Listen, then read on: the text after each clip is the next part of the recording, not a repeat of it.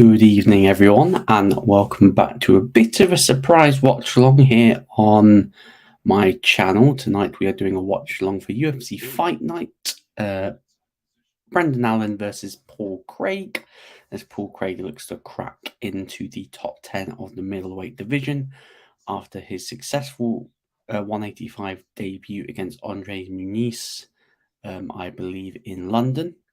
I'm joined by no one tonight. Yeah, this may be a solo watch along. Maybe Callum may drop in later, depending on if he's busy or not.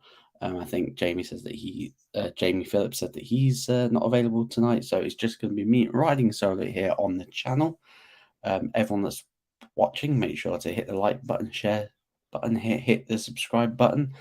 We're on the road to, I think we're on the road to 200 subs. I think, yeah. So it's going to be a good one. If you want to see more watch alongs like this for the UFC Fight Nights, you let me know. I thought I'd do one tonight because it starts at 10 o'clock. I'll be wrapped up, fingers crossed, by 2 a.m. Fingers crossed we'll be wrapped up by 2 a.m. depending. But yeah, this is my first watch along using StreamYard as me controlling it. So there's going to be no timers. There's going to be no info about who's fighting at the current moment, whilst I just get to the grips to everything once I learn more on how to use StreamYard. The other streams will look more professional, more crisp, just like you see when I'm on the Sanderson Show.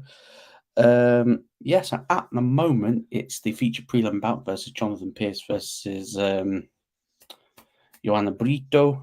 At the moment, Brito, he's wobbled Pearce there. Brito's looking to really push up the pace here. Pearce undefeated at featherweight, I believe. But Brito, I think when he was at bantam, I believe that he was at bantamweight before, pushing up the pace. Pearce tried to get the takedown, pushes him up against the cage, stamping on his feet.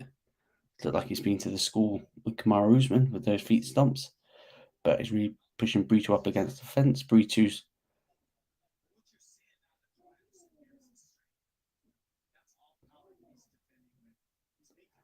right. Yeah, so Pearce has got Brito up against the cage at the moment. Brito's just trying to stay on his feet.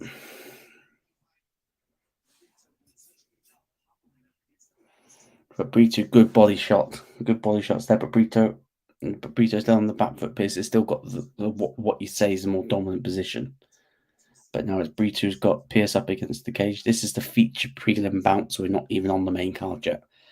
I've not watched any of the other fights tonight, so I don't really know how it's gone. I've just been following it online. Yeah, it's just swivel back to Pearce in the clinch position.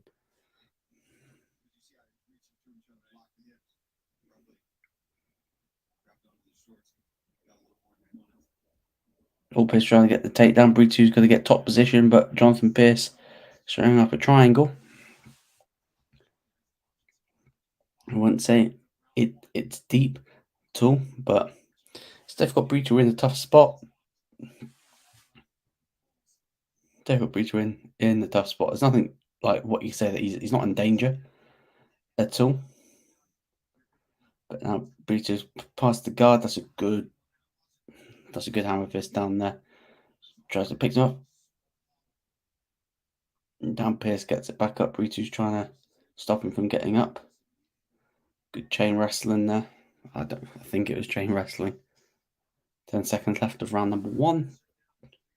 Now the split for the last 5 seconds. Good teep kick. Ooh, good overhand right there.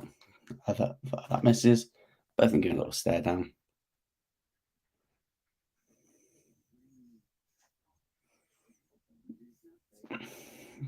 Don't know how you'd really score that because yes, Pearce, he did have the position, but Joanne Brito just landed the harder shot, so I'll probably just edge it to Jonathan Pearce so far.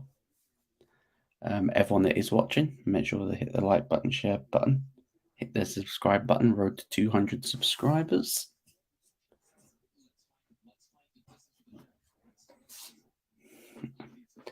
Let me know, guys, what your predictions are for the upcoming card for the main event. Can Paul Craig take I'd say he's a fairly big scalp, get into the top 10, or will Brendan Allen, cement himself into that top 10? Definitely got the talent too. Definitely got the talent. Brendan Allen's like the youngest guy in the top 10, 2 losses so far in the UFC. One against Chris Curtis I think it was like a couple of weeks' notice. And then his other loss was against Sean Strickland. That some may argue was an early stoppage. I think it may have been a slight early stoppages, but I think early stoppages are a bit of a sore topic at the moment in the MMA world, to be honest. But yeah, second round underway between Pearce and Brito. Pearce went for the takedown. Looked like his half guard's not quite gotten to that full mount position yet. See if Brito can work something off his back. If you want to see a fighter really causing damage off the back, just watch AJ McGee at Bellator last night. Spent most of the fight on bottom position, but he was throwing out some nasty elbows. Absolutely just cutting his opponent. There's a photo of the opponent, and it looked like that he'd been on the bottom position, taking shots. Comment here by Eric saying, "Big up, Luke. I'm watching the boxing. Enjoyed the UFC. Oh yes, there is boxing on tonight. Let me know, Eric, what you thought of the Tyson Fury press conference. Alexander Usyk, and then obviously AJ, Wilder, Miller, Otto Wallin, Joseph Park. They had their press conference as well, getting that Saudi money. Shock how you can get all the biggest fights made when it's in Saudi Arabia.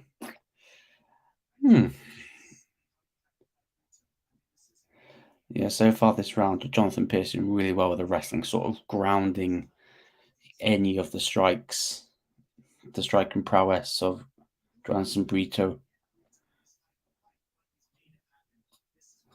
This is an excellent game plan by Pearce. Excellent game plan. Just know the guy's dangerous on his feet. He's in a dominant position, up against the cage. Well, sort of not like up against the cage. Eric with another comment. Tyson is a sausage. Can't stand him. Hope Usyk gets the win. Yeah. Like I didn't watch all the press conference. I watched the highlights, and it's interesting, right? Because when Tyson Fury was younger, like against Klitschko, the mind games worked. But back then, Tyson was very jokey. No, a little bit of banter, a little bit of banter with the opponent. He looked very aggressive. Like some of the way that he was like aggressively, like, you little sausage, you getting knocked out, and like Usyk must be sitting there thinking like nothing phases Usyk. I don't know why Tyson's hurling insults at him. This guy literally held up arms for his own country. So the fact that Tyson thinks he's going to get into his head, and the thing is, like, yeah, we saw you your last fight, Tyson. Like, you bigged up Francis only to have squeaked a win. Well, some many people say it's a win. Personally, I thought you lost. But yeah, Tyson Fury, man. Tyson is a sausage, so I agree. I hope Usyk gets the win as well. The thing is, if Usyk didn't have the performance he did against Dubois, and had like a performance against Dubois like he did against AJ, Pearce got tapped out by Brito, and Brito's taking off his pants. Oh dear. Eric, yeah, facts.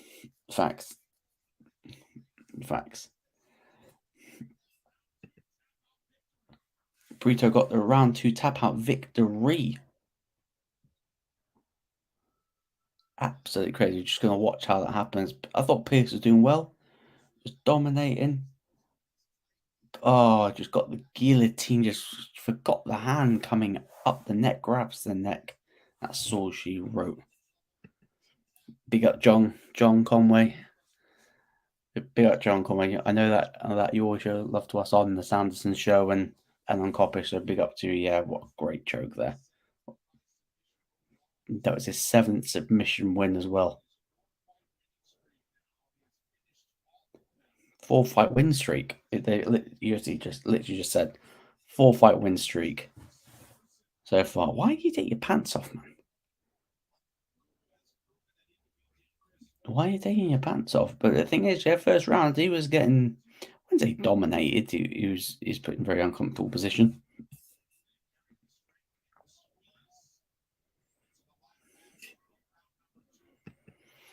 And then got round number two submission finish, and then we're going to push on to the main card.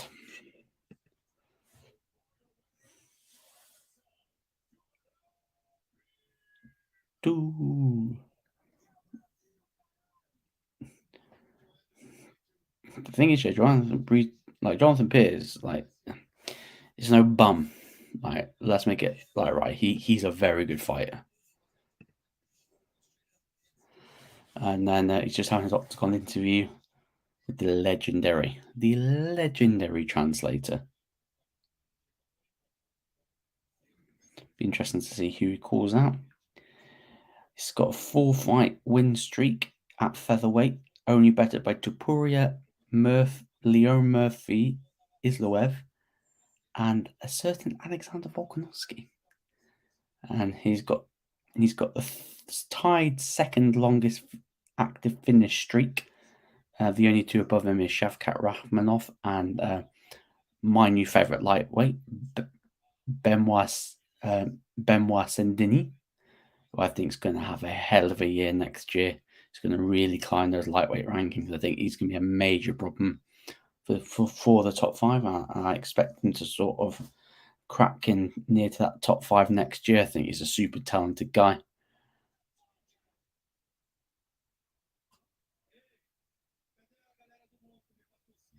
Yeah, it looks like he's shouting out Monster, shouting out the sponsors. Good move. Good move. Yeah, everyone that is tuning in, massive thank you. Solo watch along. It's been a while since I've actually done like a watch along on my own. I think the last time I did that was on, this thing was like UFC 264 when McGregor broke his leg. I think that was the last time I actually did like a watch along, like solo. But yeah, getting back to it. Yeah, going to start off the main card. I believe. Listen to this to like an interesting storyline, right? So obviously they're just going through his like post fight.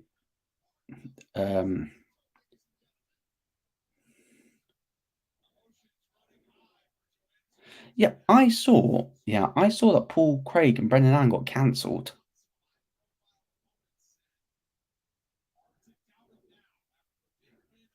Is that correct? Like I saw on the I don't know if that is true,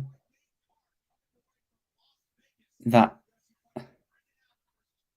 yeah, Brendan Allen, Paul Craig, yeah, he just doesn't hear that it's not on. Odd. Yeah, first up, it's Luana Pinheiro versus Amanda Ribas.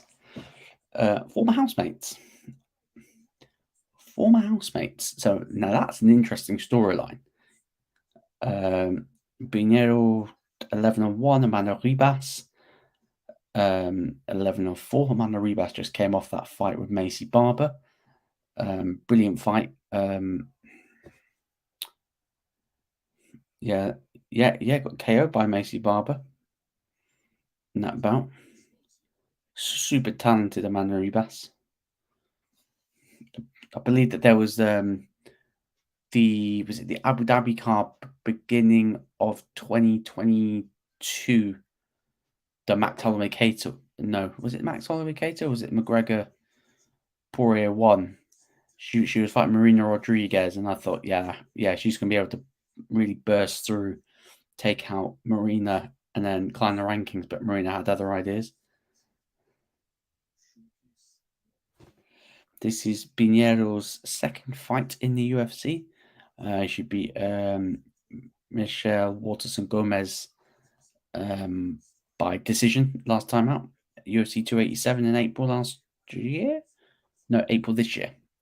So she's making a second fight against a former housemate, Amanda Ribas. Ribas has got some. Let's see what her notable wins are.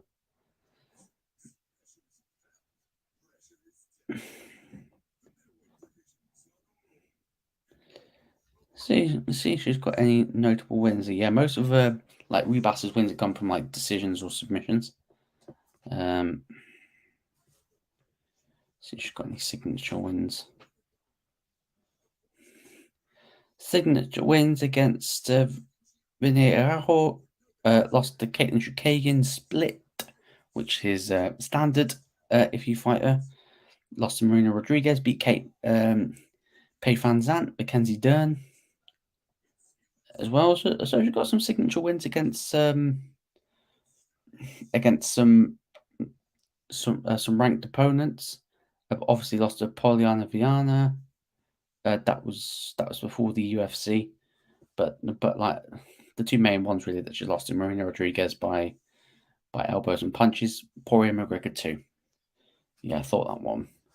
And obviously lost to Chukagian, then lost to Macy Barber. So it's a bit up and down at the moment. I think she fluctuates weights between straw weight and flyweight, which is it's really hard for those fighters because when you're stuck in between two weight classes, you're too big for one weight and the cut's hard, but you're not quite big enough for the second weight. Yeah. Main event is Alan Craig. Don't know why they said on the website that Alan Craig wasn't happening. But yeah, 30 years of the UFC. Crazy. Dominic Cruz and Paul Felder with Brendan Fitzgerald. I wonder if Keith Peterson is referenced tonight. Because if you're watching me and then also watching the card as well, just keep an eye out and let me know in the comments how many times Dominic Cruz will take a pop shot at Keith Peterson if he is referenced tonight. Because he has still got bad blood when he stopped the Cejudo fight early. So still got some bad blood there, but yeah.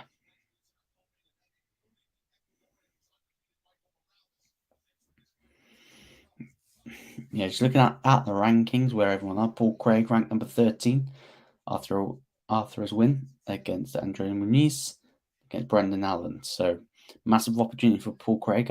I would expect him to get to number 10. And afterwards, you're looking at maybe like Roman Delizzi, Marvin Vittori, Jack Manson. So he's really looking up at the moment. Should he pick up this win against Brendan Allen? And mate, if I'm Brendan Allen, I'm thinking, yeah, knock off this guy, and then we're looking up the division. I think he had some comments to say about Hamzat, saying, why is Hamzat ranked above me? He only beat Usman, who's a welterweight. So he just adds some storyline there.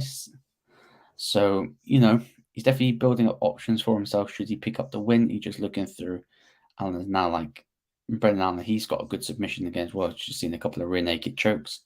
But Paul Craig, man. Paul Craig.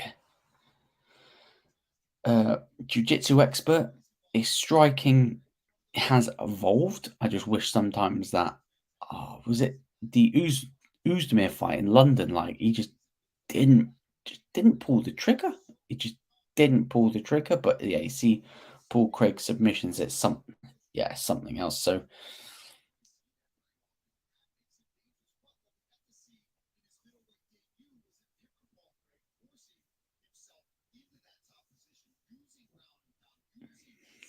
yeah, the stare down Paul Craig with the Scottish face paint staring a hole through him. But it's going to be an interesting matchup in the main event. First Scottish fighter to main event a UFC fight night.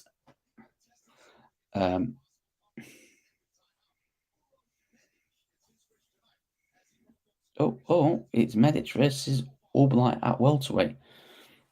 What is up with this website? Because I thought that it was Ribas versus I thought it was the Amanda Ribas fight, so maybe this website is wrong on the fight order.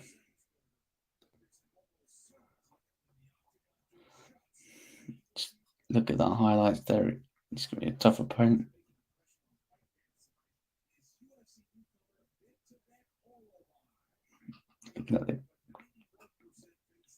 No more percent for Jesus Christ. This Davidson's got some heavy hands.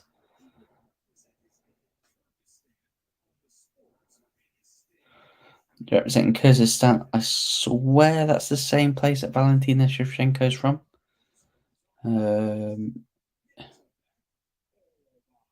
Yeah, main card. Okay, yeah, I'm wrong. Yeah, it's Medic, then it's Briniero, then it's Talbot, then it's Hooper, then it's Morales, then it's Borgrig. So got a stacked main card tonight. Everyone that's watching, make sure they hit the like button, share button, and subscribe button.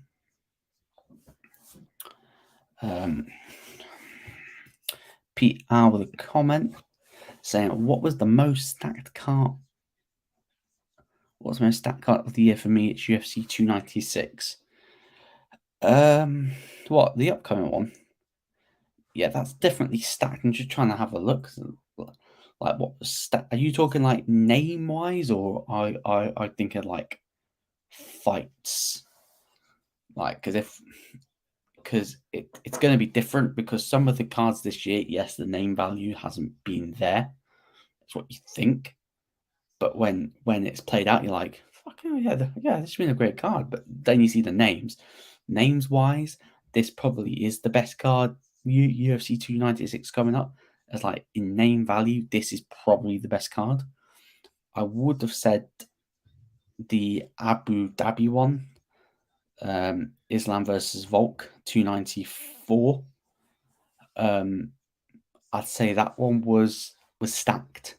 Maybe not stacked as in the same way, but you still got the name values. Were they at 100%? Maybe not. For me, names fights is 290. I just have to go back through the 290 card. See if I can jog my memory.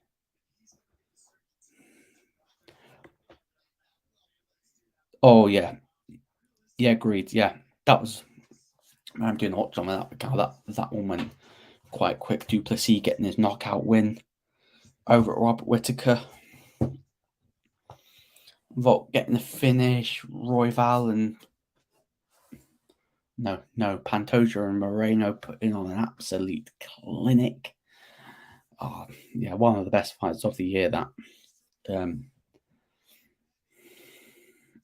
Yeah. Also, I think we'll probably do after UFC 296. We'll probably look through like our fights of the year, events of the year. But Peter, yeah, that's great. And probably have to go back through the cards. I'll probably have to watch them in my own time like to rewatch and to really have a proper think. But yeah, we'll probably do like fights of the year and stuff like that for like a review of the year, because this is also the UFC's 30 years.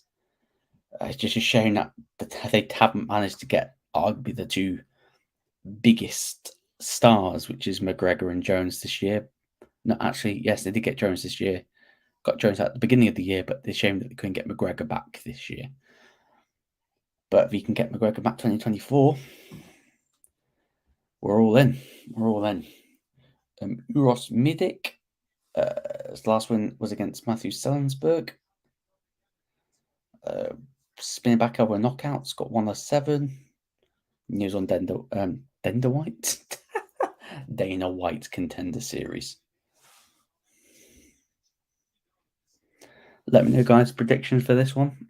Not gonna lie, I like to do my research before like watching this. This was a very last minute decision to do a watch along, so my knowledge for some of these fighters is going to be very, very limited. Very limited. So I apologize for that in advance. But as I do more of these, knowledge will be getting better. And yeah. The newcomer, 25 years old, better reach, a little bit shorter, 5 years younger. So it's going to be very interesting to see how he does on the debut. So pick him.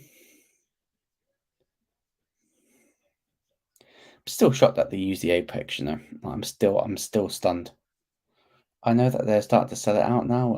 I think I had a look at like ticket prices to go and watch like a fight night at the Apex. Oh my days, they are so expensive, man. They are so expensive, man, to even get to like the Apex. Midek Oberlai, 11 wins, 1 loss, 1 draw. UFC debutant. According to Twitter, the debutants have been making some waves this evening. Are we going to get the same here tonight with this one?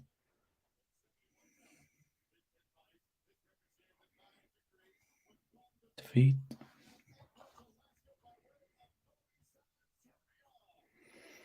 He's an own fighter, which means he's going to be tough as nails. Mike Beltran. Got probably one of the best beards in the business. Very interesting to see how this goes. If I look that way, that's where the iPad is. Just trying to get my office set up properly so we can have it on like a screen. So good kick by Medic. Because look, that's going to be a fast pace. Orbelai. Good kick there by Medic to the body.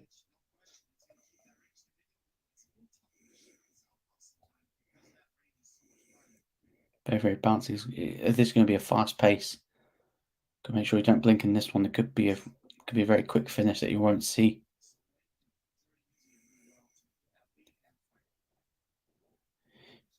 You can definitely see that Orbelai is looking a lot more bouncer on the feet. Looks like he wants to use that speed to get in and out. Medic's just using that range, using the kicks, sort of keep him at range. You saw at the beginning of the round, landed a few kicks, well, a couple of kicks. But he's circling. He's sort of backing himself up to the cage, giving Orbelai that sort of. Oh, caught him! They got him in a clinch. Knee Orbelai, Medic. Oh, he's eating some absolute shots. Got Orbelai if my belt. Jeez.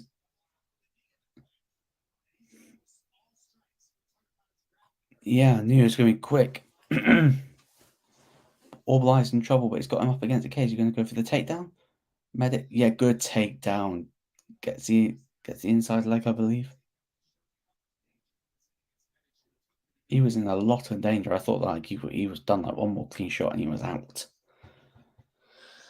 But now he's got top position. Medic's trying to get up. Looks like he's about to get up. It's not giving his back. Looks like Orbelai is trying to get the takedown again. Good successful takedown again. But Medic's going to try and get the back up. He needs to make sure he doesn't give his back away.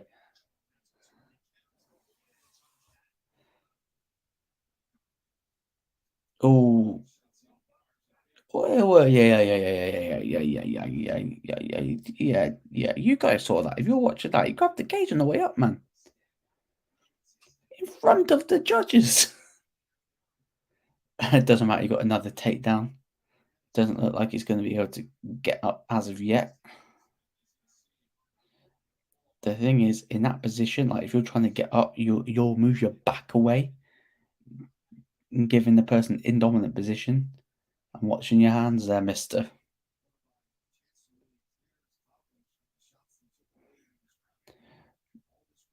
He got back up again, which is good for Medic, but Organized looks like he's straight down for the takedown again. On Medic, I'm trying to split the distance, try to break this off.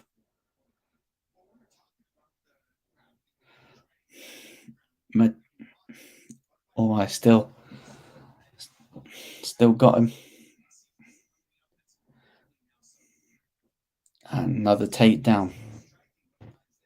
He's not doing much with the takedowns, though. He's not doing much. Yes, when he was in top position, he did land a couple of strikes, but he's not done much. Medic back up again.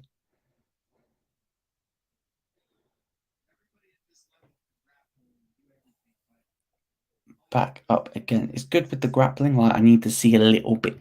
I need to see more with the grappling. Yes, another takedown, another great takedown. Unless this is part of the game plan, you do takedown after takedown after takedown after takedown, tire him out, and get a finish later on.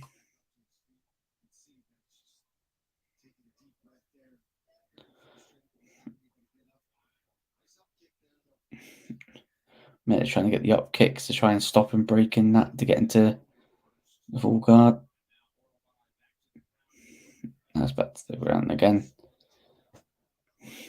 It's got quite a few takedowns this round. I think they just said that he's got 5 takedowns. Medic is getting, you can tell he's getting tired from trying to get up off those takedowns. See if he can hang in there till the end of the round. Good strike there by Allbly.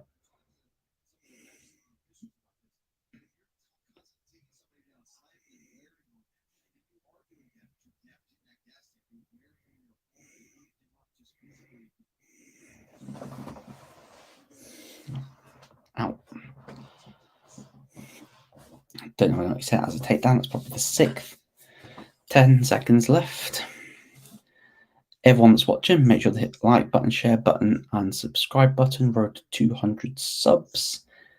If you wish to see more watch-alongs like this, where we do UFC Fight Night watch-alongs, you let me know in the comments below, and we'll look to get something like that done more regularly. End of round 1.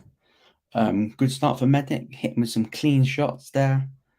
But Aura Bly, I believe that's how you say his name, just got takedown after takedown after takedown, started to really wear on Medic's gas tank, and it looked like Medic was glad that that round sort of ended. So go out to the corner, get some water in.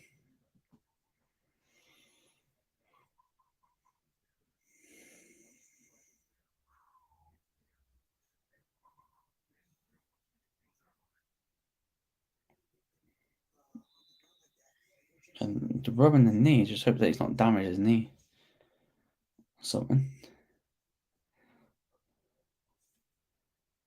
I see how long before he shoots for a takedown.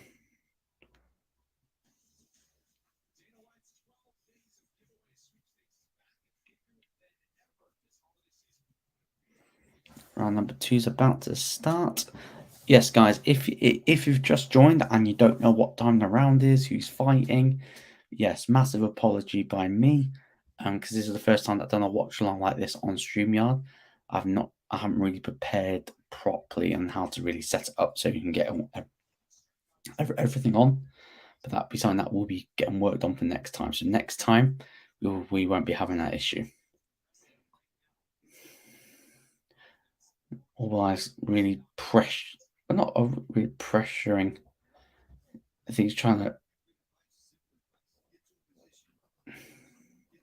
Yeah, look at that. Instantly throws the strikes. Medic sort of steps and then goes to take down. The Medic sort of like gently puts himself on the ground, whereas the last place he wants to go. Like he looked absolutely shot to bits, like stamina wise.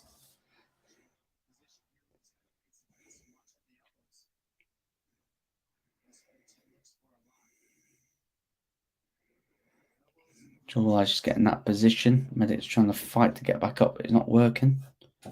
Still on the ground.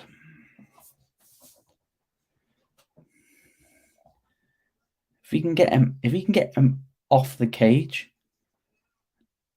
that's going to be beneficial for him, because at the moment I don't think you can get the position to get him off, like his head off the cage.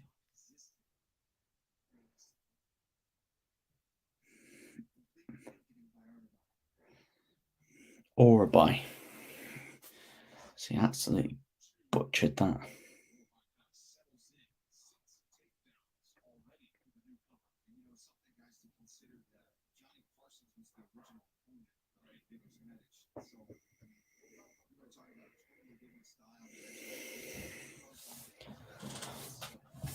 There we are. Just listen, more of the same, more of the rest, and try to get the position. Unless he moves him away from the cage.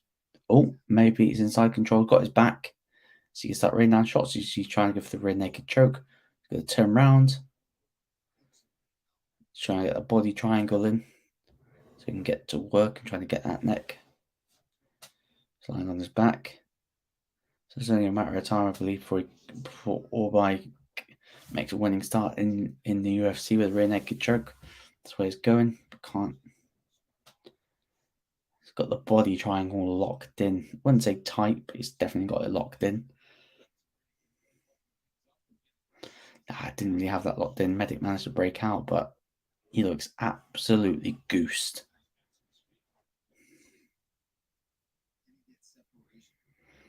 Yeah, Medic needs that separation badly to get back to the striking game. Because when he was striking at the beginning of the round, he did catch him, did hurt him, but almost just gone straight back to the wrestling.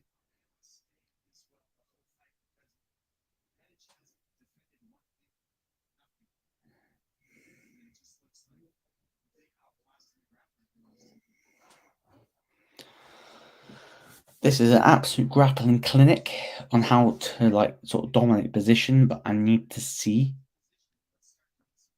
some damage with that because this is good. This is a dominant wrestling display, but I need to see some damage, even a hint of him finishing him.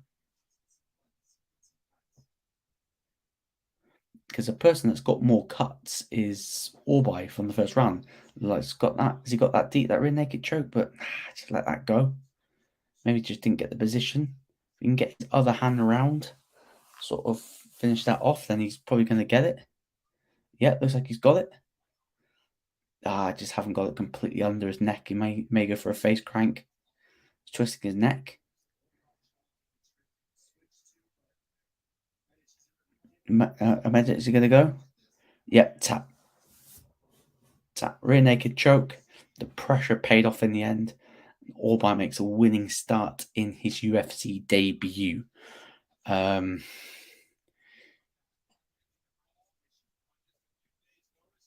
you know what? Great win. It's a few days' notice. This was they said on commentary that he was he was a last-minute replacement, a few days replacement. Manic's original opponent was Johnny Parsons. It's a completely different style matchup. So considering that he took it on a few days' notice for Orbai, got the submission finish. Great start for him. It's very interesting to see how he does against a striker with good wrestling defense. Because yes, he did. He dominated the grappling exchanges. When it was on the feet, he was in trouble real quick. So that may be an area to work on if he goes further up the rankings. Because he may struggle with someone that's got elite striking, but has also got good wrestling defense as well. Yeah, let me know, you guys, what you thought of that fight in the comments. Fight one done. Next up is Pineja. Gonna just double check. Just gonna double check.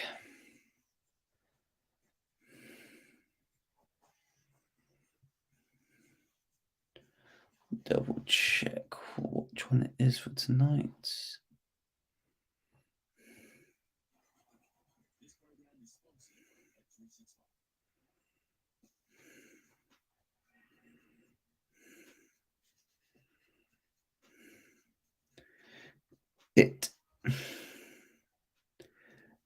It is Ribas versus Pinheiro, a former housemate. So that's the next one in charge. In charge?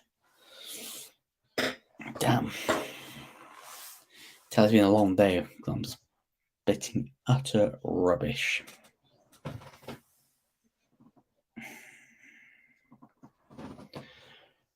Trying to think. Has anyone seen the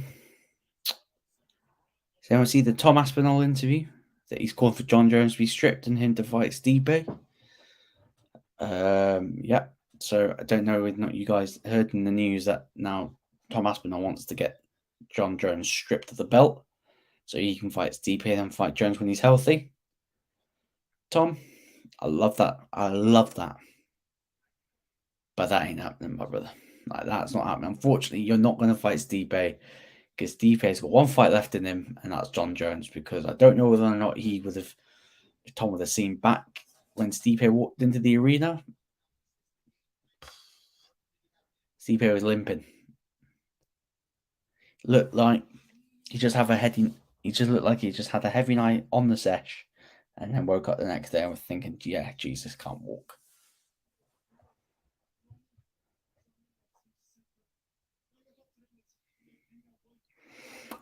Ooh.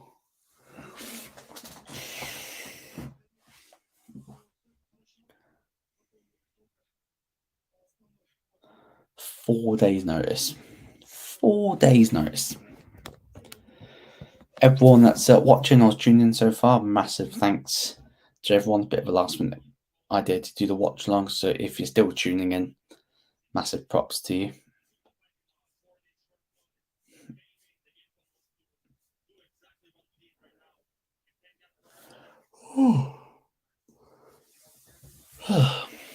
Yep.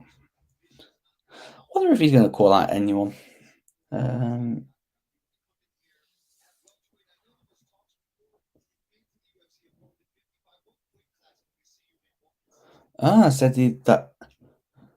Said that he's talking to UFC about coming to lightweight. Now lightweight, he could definitely cause some problems at lightweight with that grappling. But 70, he looked good at 70 as well. So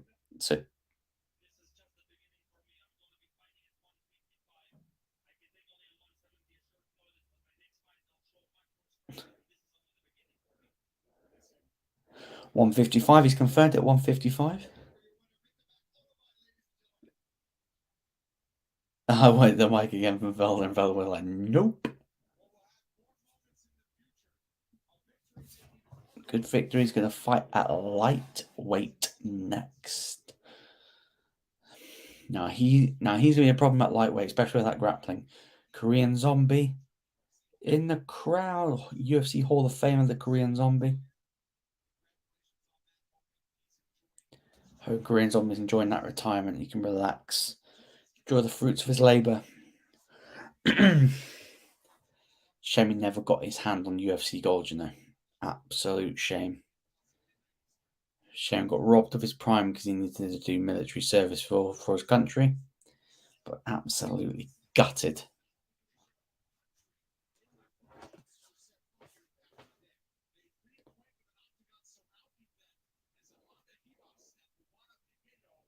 Yeah, look at that. Pinheiro, Arribas. They're looking in each other's eyes.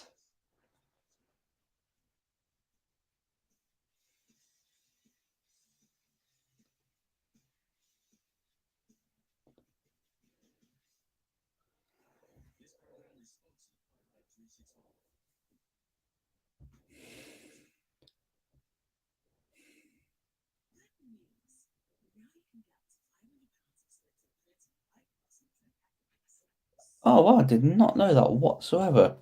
So I'm just reading about Elin Perez, who fought on the card before the watch long started, said that she was assaulted at the PI.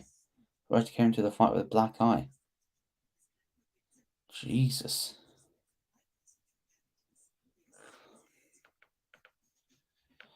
Fucking hell, I hope she's alright, and I hope she absolutely battered the person that went near her.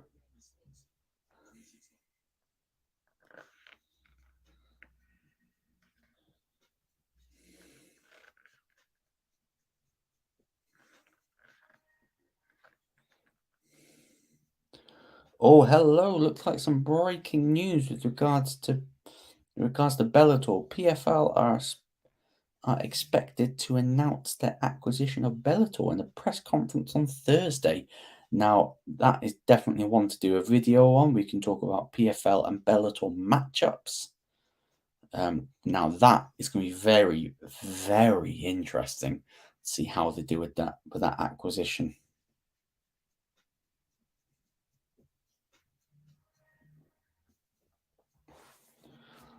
Very, very interesting.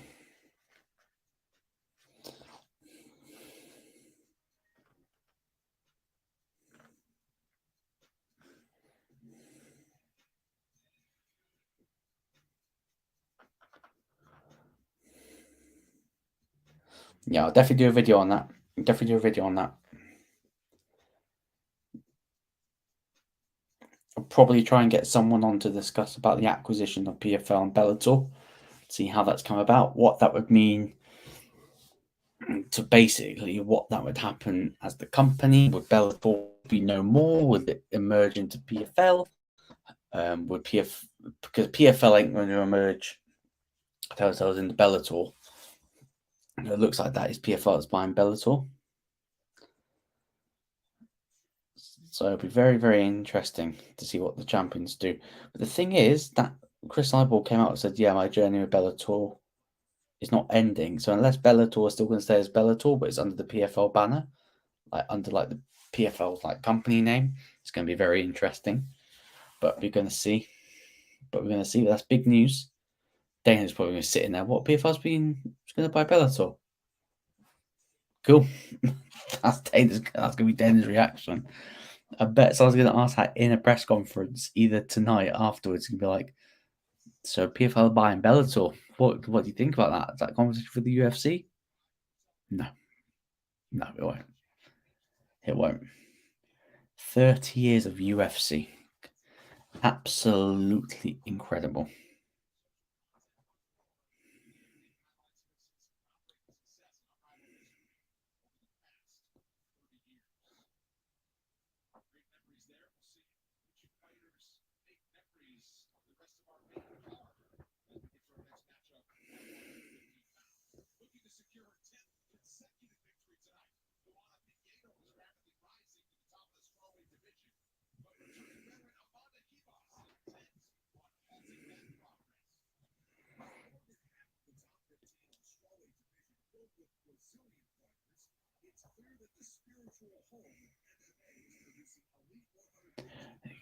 Yeah, that's a good one. Next one up is Emmanuel Ribas.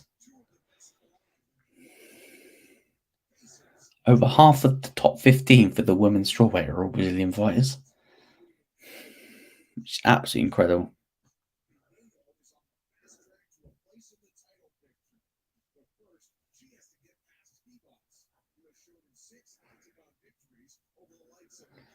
And on the back of the Bellator going back to Dublin next year.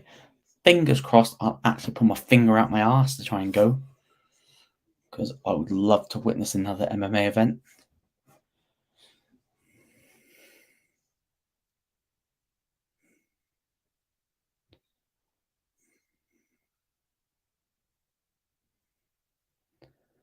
And Christian Leroy Duncan picked up a big win tonight as well.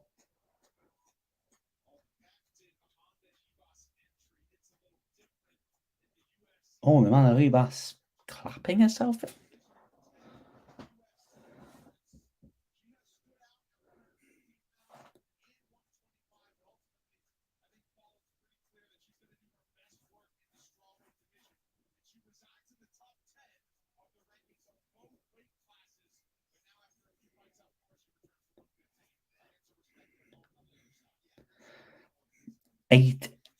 One of 18 active strawweights.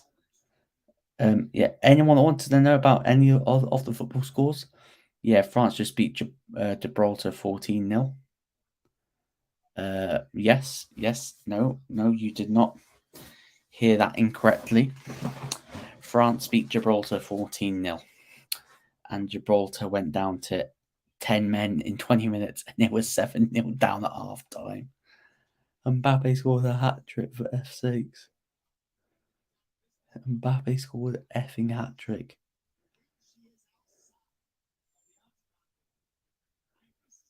But they were all.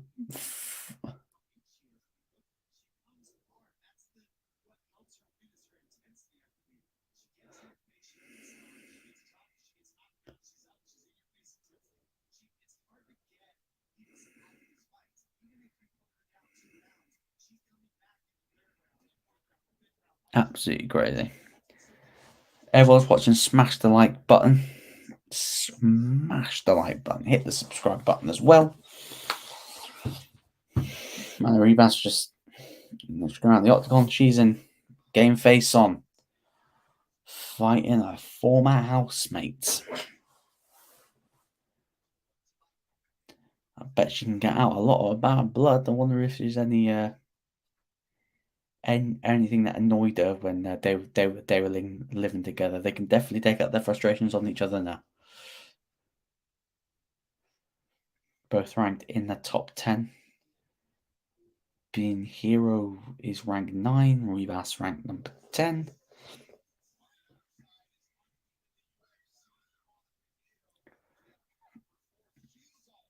Wow, they're all fire. Look at the fire now. It's just staring.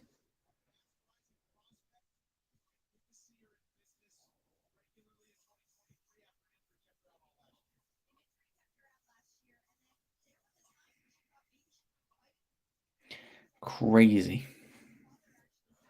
Former mates, now rivals. But with with most fighters, they'll be fine after you knocked the living out of each other for a few rounds. You're buddy afterwards. It's all good. You don't need a blood feud. You don't need a blood feud in MMA. You can be respectful and all that. LOL. 9-fight win streak. 5 wins by submission as well.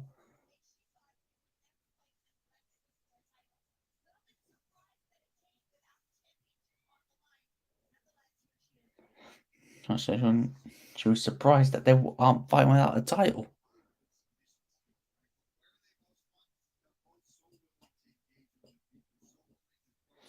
And if you're a Brazilian fighter, you are expected to be born with the Brazilian black belt in Jiu-Jitsu. It's standard procedure. If you're not a real Brazilian fighter. LOL.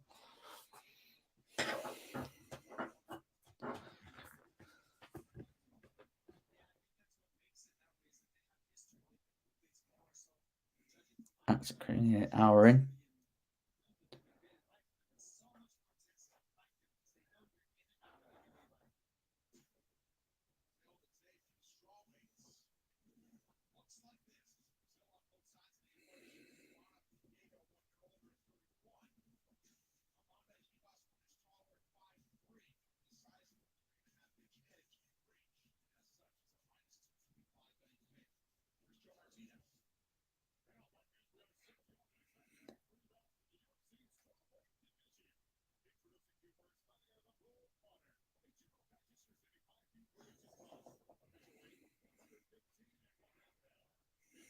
Just making the announcements.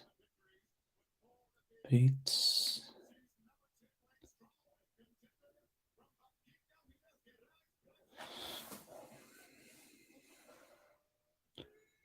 And Rebus locked in.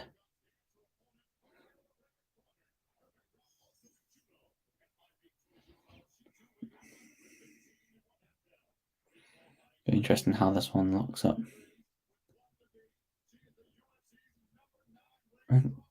Contender in the world.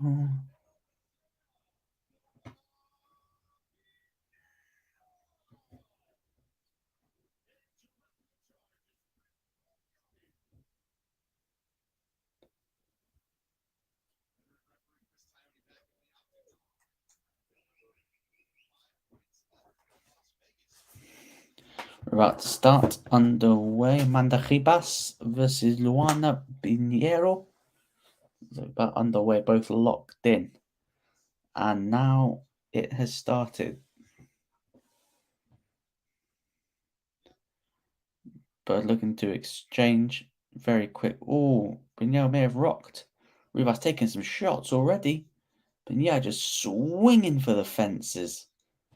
Wonder if she saw Ngannou box and thought, I like that style. Just definitely caught Ribas with a couple of good shots there. You can always see a lump already above Ribas' eye.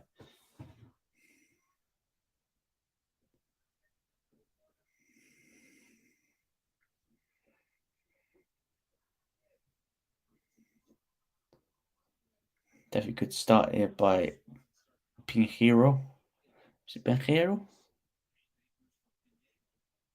Yeah, I think I just said it right. I think I just heard him say her name now. She's got an absolute bomb of a right hand. When she throws it and lands, instantly the left goes and connects. You can definitely see the swelling.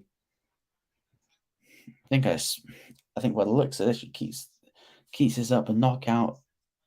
I think I'll back her to get the knockout victory at this rate. Probably second round knockout victory.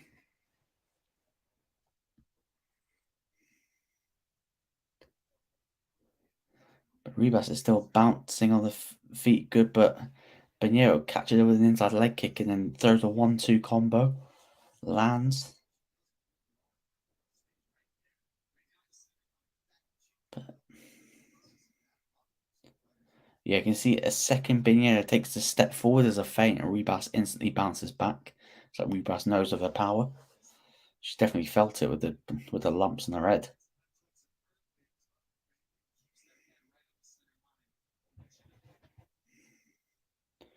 Ribas is 1-2. She's trying to find that range, I think. She's not being able to land as much as Pinheiro. Tries to go for the leg kick. It was easily blocked. Good leg kick again by Pinheiro. Lands. Good left. Ribas tried to throw the right at the same time. Oh, good 1-2 there. The cut's just opened up above Ribas's left eye.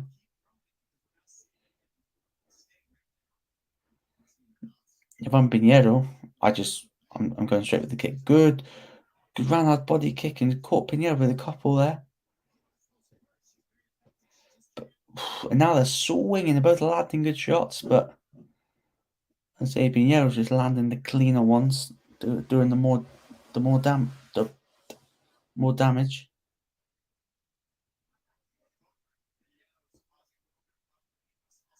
Oh, good shot! That right is money all the time. It's landing.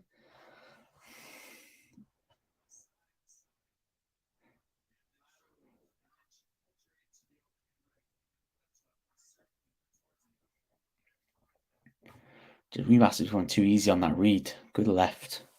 Good little left hook there by Pinheiro.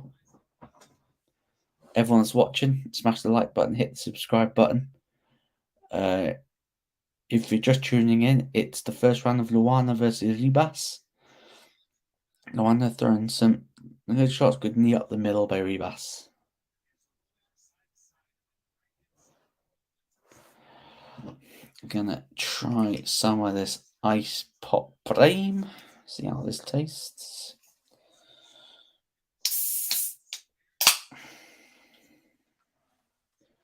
Good right hand again.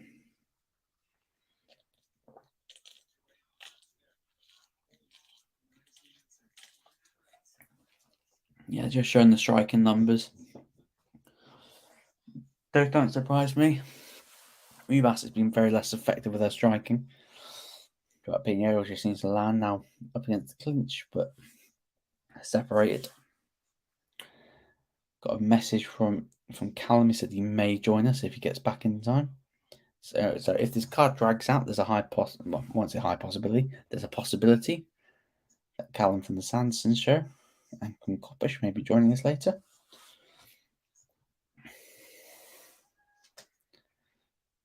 Oh, 10 seconds left. Oh, trying to go for the roundhouse. You see Ribas's face. See the blotches. Wow. Pinheiro's got power because Amanda Ribas looks completely different than when she stepped in. Those power punches are really, really showing.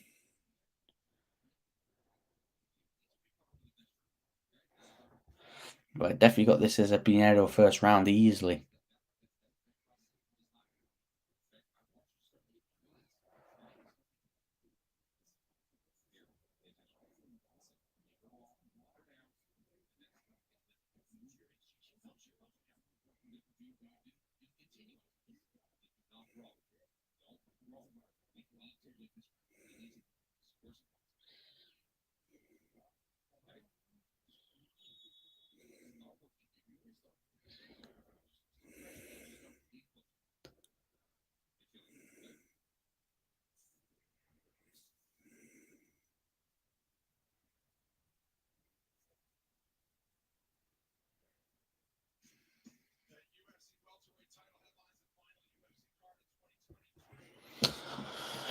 Just promoting. Got Edwards versus Covington Saturday, December 16th. Me, Callum, Jamie will be doing a watch along for that. Good kit. Do you think Rebus left stuff in the bathroom when they were sharing when they were roommates? Because the way she's throwing those punches, they're like with a bit of like intense. And yeah, you left this on there. Bam. But good kick. That was blocked by Rebus. Rebus still looking very bouncy on the feet, but she needs to stop. She needs to stop getting setting herself up for Pinheiro's over right landing all the time.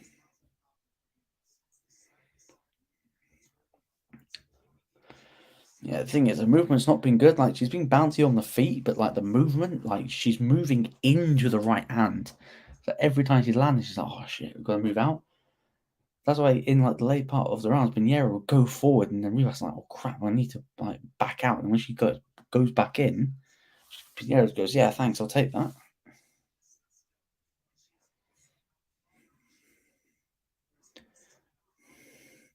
Pinheiro's not managed to find that as much yet, but they're both exchanging leg kicks. Rivas needs to put up the pressure because she's definitely losing at the moment. She needs something.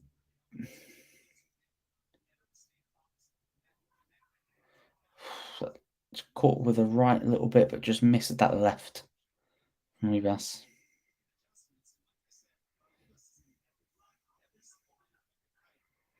She's looked better than she did in the first round. She's looking better. Better.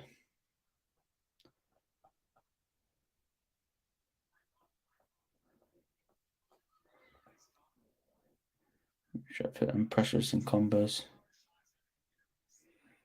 If you're watching this, let me know what you're thinking of the fight so far. I've definitely got this up for Pinheiro. Ribas is definitely looking like more active and throwing the strikes, but she's not landing. Oh, she's landing the kicks. Lands a couple of kicks.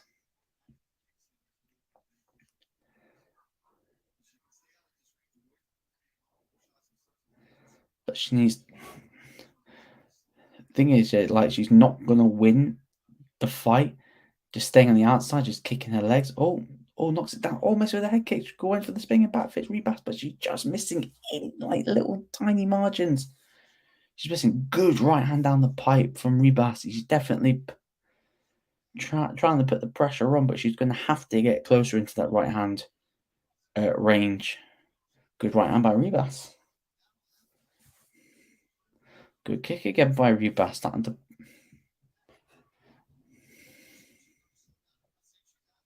Oh, good spinning back. Back over by Pinheiro, but Rivas eats that.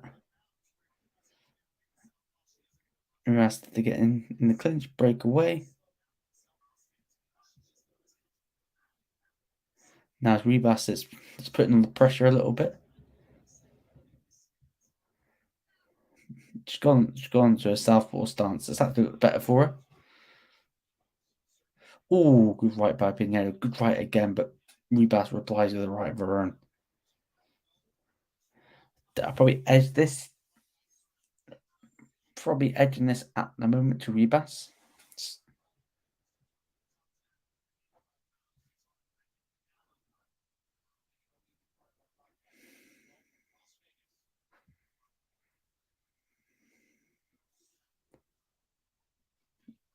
Oh, good leg kick again.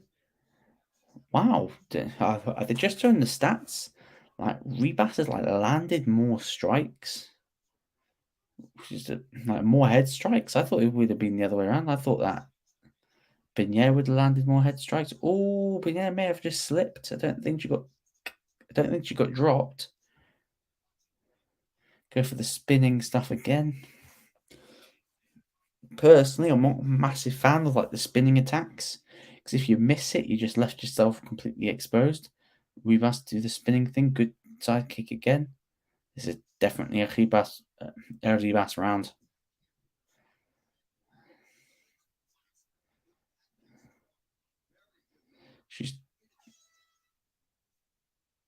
Why is it? Okay, both lifting their arms up in the air like they've won the fight. Ladies, there's another round to go. I don't know what you're celebrating for.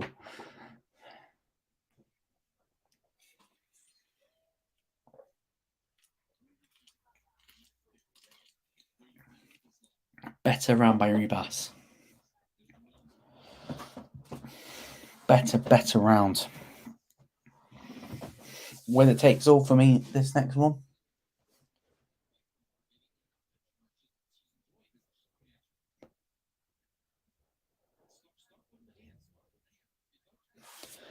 Great round by Ribas. I think this she could push on from here, but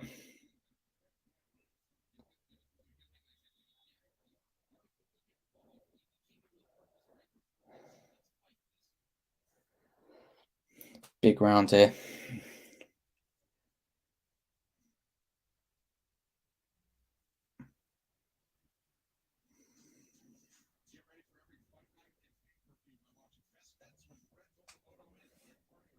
Let me know what you guys are scoring this so far. Going 1-1. Now, final round underway. Let's see who wants that win.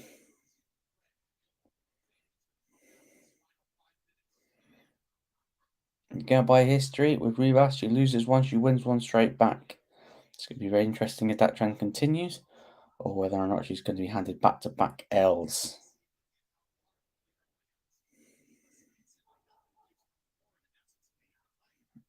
Yeah, Pete. Good kick. But she needs to start I know the stat said that she landed more headshots, but I just have not seen that Ribas has managed to land more headshots. Unless I'm watching the completely different fight chat. But I cannot see where Ribas is landed more headshots. She's definitely pushing the pressure on.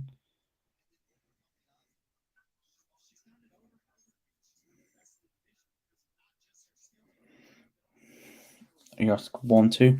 She's definitely pushing the pressure on. I don't know, not a possibility that Pinheiro maybe emptied the gas tank in round 1. She's looked a little bit sluggish. Yeah, she's landed some good shots. Good knee by Pinheiro. Yeah, you can see that right hand when Pinheiro throws is very tired.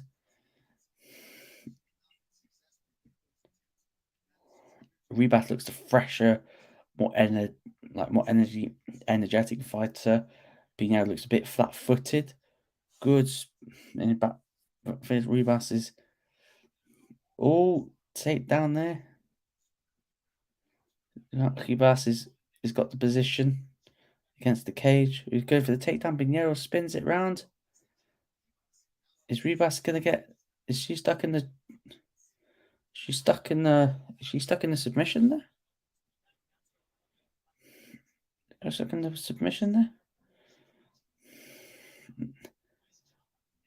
Up and out, and now the Pinheiro's Pinheiro's in the guard position, but I know both these ladies are no Ribas has a black belt in Brazilian Jiu-Jitsu. And knowing that Pinheiro and her housemates, I would imagine they're both that she's a black belt as well.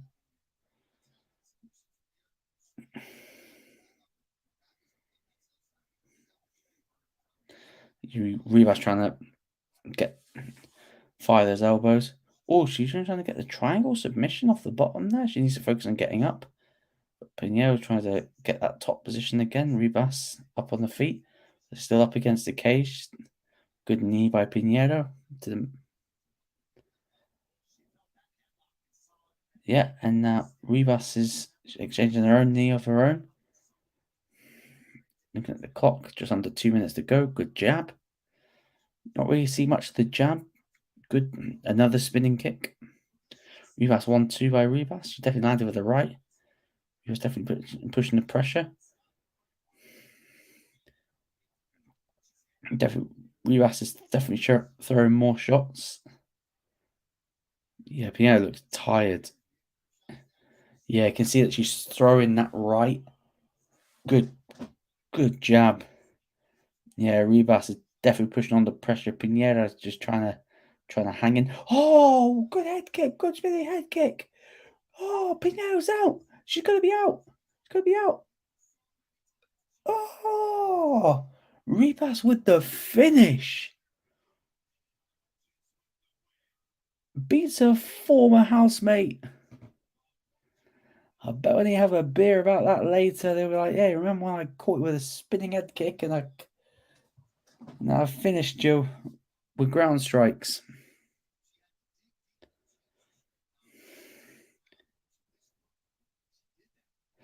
Look at that. Oh, good right. She looked very, very tight. And then the spin, boom. Caught that as a lovely shot. She still turned, and then she missed with the right, and then she catches over the left, falls down, gets with the ground and pound. Chris Dione steps in, gets that I'd say KO finish.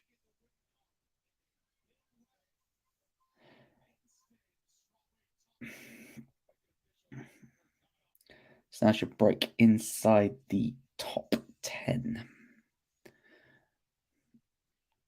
Top 10, no doubt. She'll probably fight another Brazilian. Oh, do you know what? Right.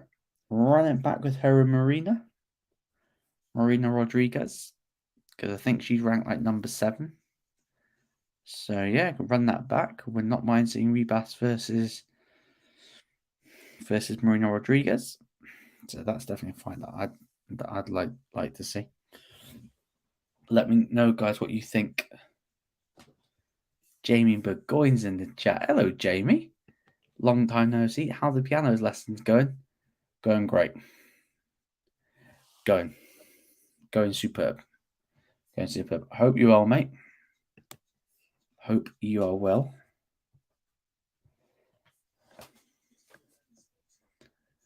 Next fight on the card will be Peyton Talbot making his UFC debut versus Nick Aguirre. Aguirre is coming off a loss. I believe he's just coming off a loss, I believe.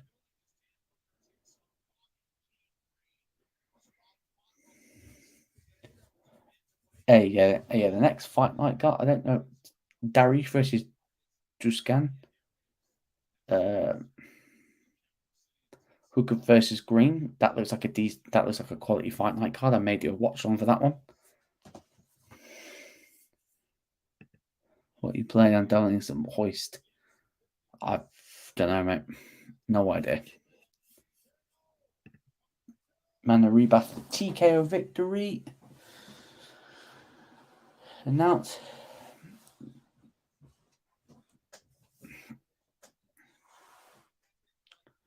Great fight.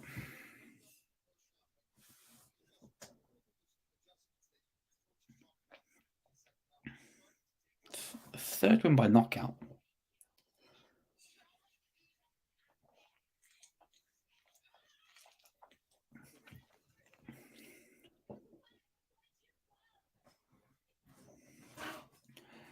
Rivas dug deep, got the win. Now Marina Rodriguez would be a safe bet. Because I know doesn't really push up the rankings too much.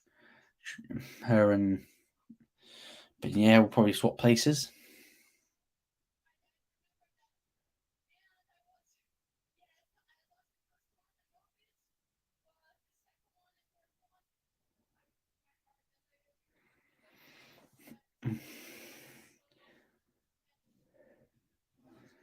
Paddy's definitely watching it because he's just commented there saying she's probably on that 50 Gs.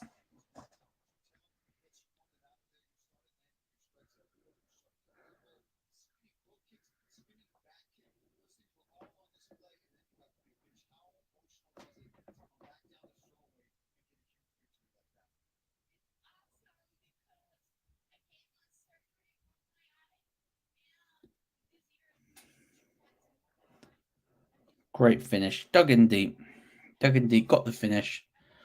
It's perfect. I'm planning.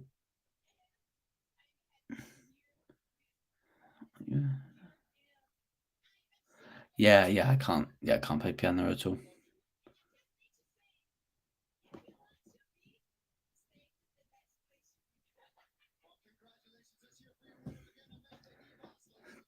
Big comeback win.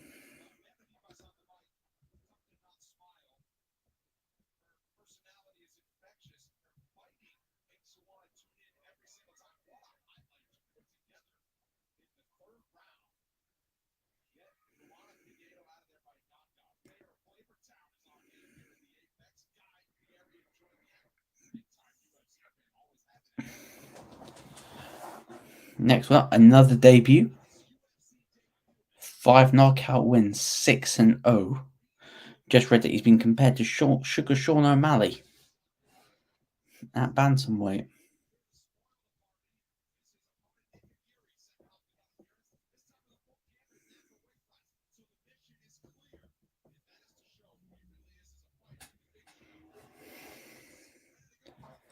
%, finish rate, and a guy that's got mostly knockouts on his record, so that's going to be a banger of a fight.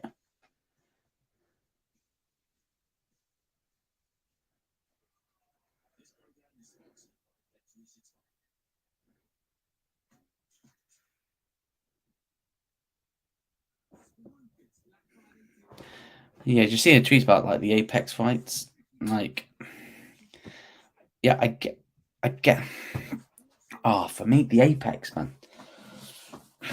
The Apex is all right for like your contender series, but it's such a crutch, man. It's such a crutch that they lean on. It's because it's cheap to run their own shows. AJ, big up, Luke. Big up to yourself, AJ, my friend. Big up to you. Jamie, but the piano, mate, you know that's a green screen, my friend. You know that's a green screen. You know. I would not dare take down the green screen though, because this room's a mess, but we never take the green screen down at the moment.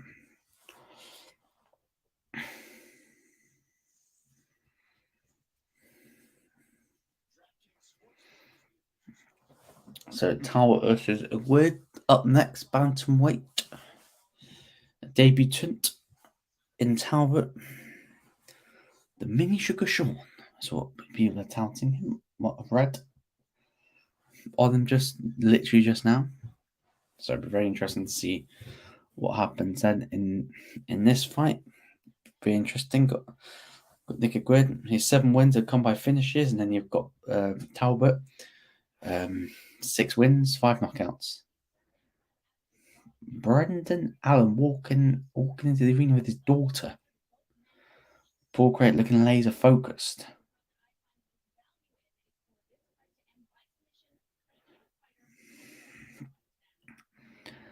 Yeah, I know fighters draw their energy from like different ways. Sometimes with a kid, sometimes not bringing your children. For me, like if I'm going into war in an octagon, probably not bringing my kid. Probably not bringing my kid in.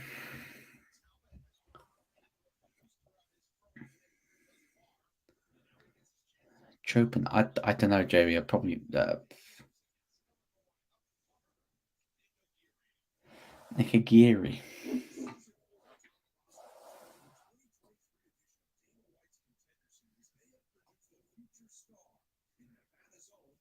What the hell is his tattoos, man?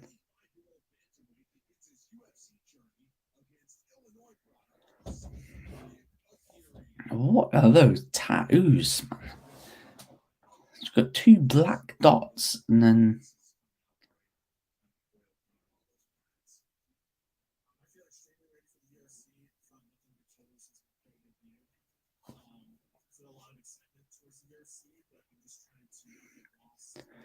Weird. Random. Hey, AJ's not a random question, my friend. No, Ryan, go ahead. Take all fighting questions on here. Random, but could you see McGregor ever getting back to his best? No, I don't think he will get back to his best. One, his age. Once, especially in the lower weight classes, once you get past 35, statistically, winning a championship is nigh on impossible. Only Tyron Woodley's managed to win or successfully defend a belt once he was 35 years old or older. I just don't think his hunger's there, man. Like, that Floyd fight was probably the best and the worst thing he's ever done, because the best thing it's done off the back of that, release a spot at 12, set his family up for generations. But his fire went out, man. Like, his fire has. No, it says like he needs it. Like he needs like to fight for himself, but like he doesn't need to fight anymore. And I feel like he's coming back because he loves it. But I don't think we'll ever see him back to his best. Unfortunately, not. Not the fully motivated McGregor. No. Unfortunately, not. If he was about 3 years younger, and he was coming back, and he was and he was like early 30s, you'd go, yeah, back him to get back to his best. Now, I don't. He's chasing paydays for me. It's just, I know it's a shame because I'm a massive McGregor fan, but Prime McGregor was like, he was something else. But unfortunately, he's never been. Ironically, he's never been the same since he took his boxing with Floyd, and when he came back from the Khabib fight, he's never really looked the same. Like, even for the build up for the Khabib fight, right? He was basically getting pissed every day of the week, pretty much up to that fight. But someone that's supposed to be motivated.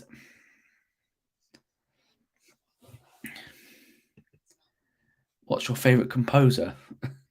Probably go Beethoven.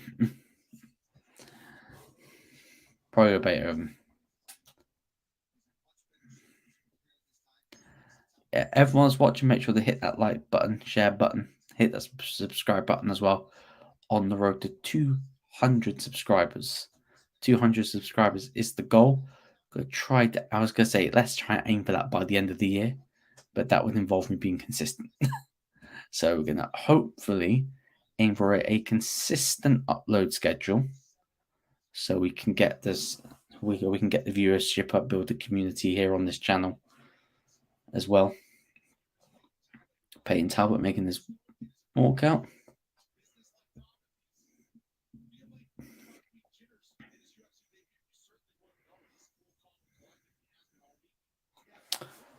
Another great question, AJ. Who would you say leads the next line for the class of elite fighters at each level?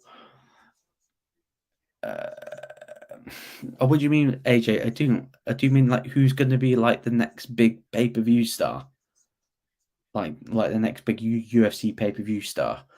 Because for me, the next big pay-per-view star for the UFC is probably Sugar Sean. Probably, if you're talking like he's going to lead like the next pay-per-view era. Because if you think about all of our favorite fighters like John Jones, Valentina Shevchenko, Kamaru Usman, Israel Adesanya, like they're all like mid-30s and over. Big star, probably go Sugar Sean. If you're being completely honest, Sugar Sean is probably the next big star. Obviously, you got Hamzat. If he stays consistent and he stays active, that's another one. Flyweight. You're looking at the flyweight division. You're probably thinking Mukayev. Lightweight. You've probably got the reign of Islam to continue for a little bit. Big name coming out of lightweight. Ooh, fresh start. I'll probably go Benoit Saint-Denis, because he's my guy to have a big year next year. Benoit, because I think he's a superb fighter in his mid-20s as well. Welterweight.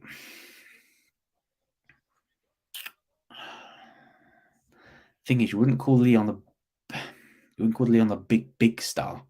No, he's the champ, but I don't think the UFC know how to market him properly.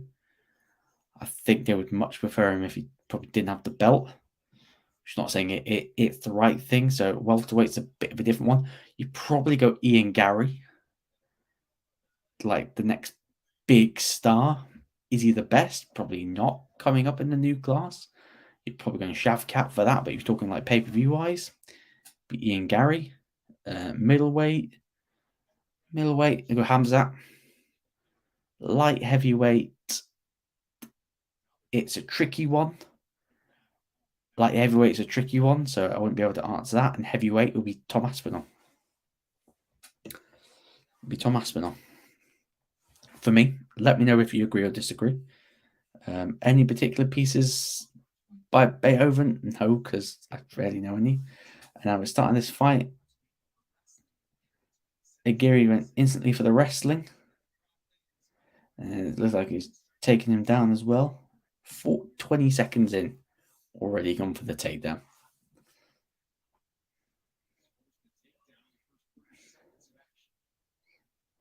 Got the takedown. Oh, it's danger. He's going to try. He's going to give his back. No.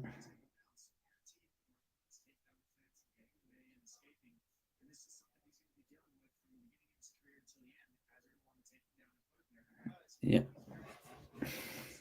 This is a good tactic by Aguirre. Take down the striker.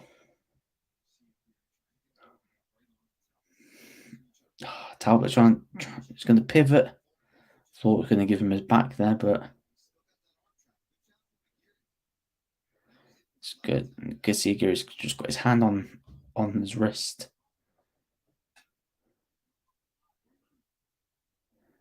Get your feet out of the cage.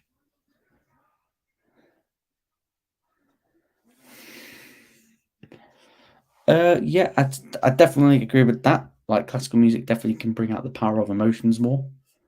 100%. It could be very calming as well.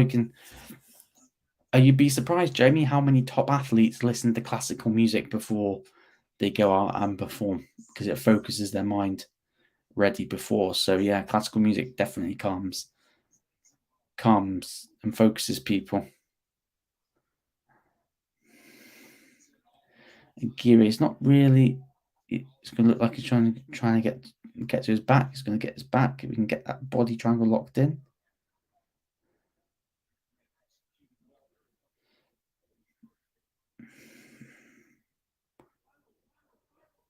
This is a good grappling, but I need to see a little bit. I need to see if he's going to try for a finish at all. Talbot trying to get up at Aguirre, trying to hop onto his back. He's trying to use the leg to kick off. Yeah, he's trying to. Yeah, look, he's trying to grab the cage. This is excellent wrestling. Talbot's not been really had a chance since the first takedown 20 seconds in.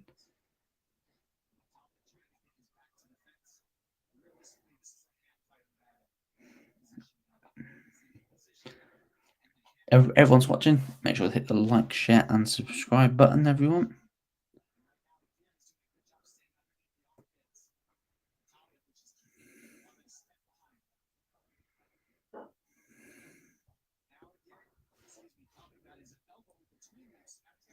Look at that. He's going to get his neck.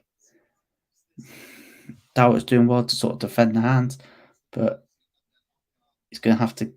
Yeah, they're on the ground now. Gear is definitely in the dominant position. Definitely in the dominant position. He just needs to survive to get out of this round. If he can fight the hands. No, he's got him. He's nearly got that rear naked in. He just needs to fight his hands.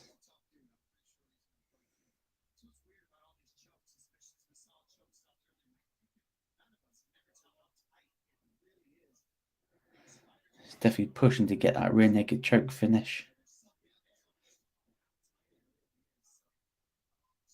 This is an excellent display in just rest in dominant grappling display. You can tie the bow in this performance by getting a first round stoppage.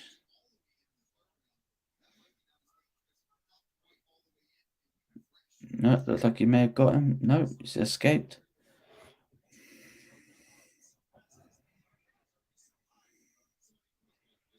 Excellent body triangle. You're trying to get up, you get a body triangle still tight. So you're going to get a standing rear naked choke. That'll be...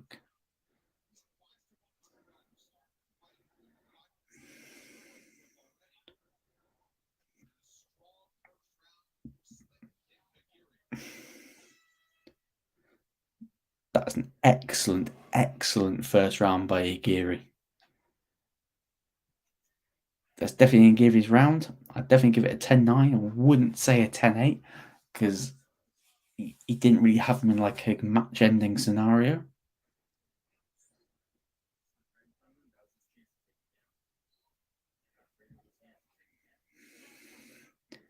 So 30 seconds was how long it took for him to shoot the first takedown. I'm going to go for 25 for the second round. Second round.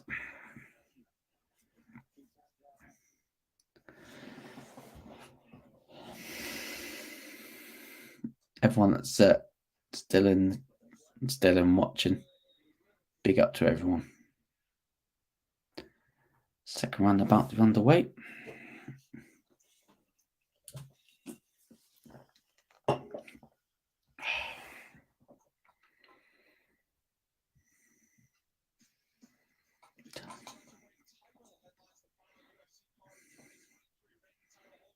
Carrington Edwards, Saturday, December 16th. Me, Jamie, and Callum will be live for that watch along. Second round of Aguirre Talbot has just started. If I'm Aguirre, I go straight back for that takedown. Talbot needs to be in and out quickly. Good kick by Talbot. He's going to have to put the pressure on. Yeah, box the takedown. That's good. Yeah, it should goes in for guard. I think he was like, and then Talbot's like, get out, mate.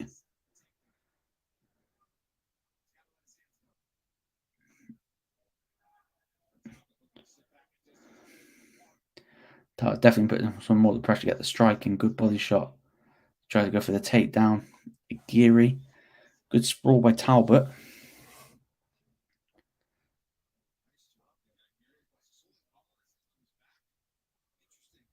And Talbot's on top position, but I feel like Aguirre's more comfortable. Getting near to the fence.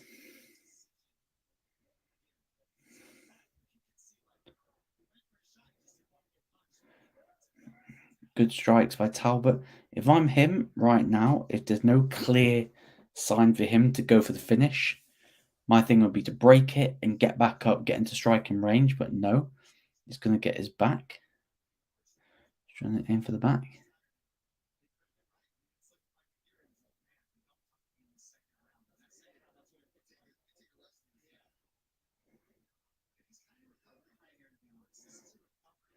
This is good by Talbot, a lot better. Could you imagine if he turns around and gets the finish?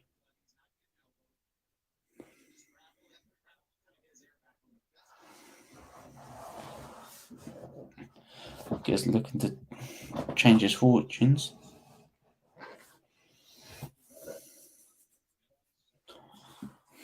Change his fortunes there.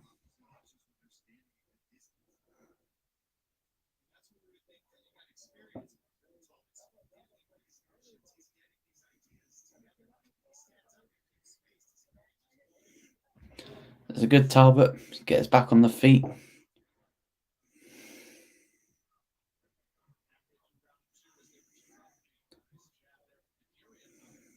Good jab, good kick that Talbot caught.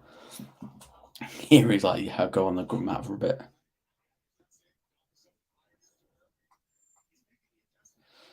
Goes with a takedown. That's better for Aguirre. Talbot, if Talbot's on his feet. Good defense, but Straight for the takedown.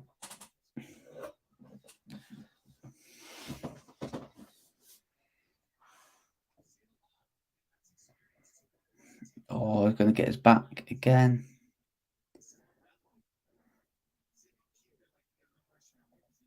Trying to get the body trying locked in. Talbot's trying his best to really stand up, but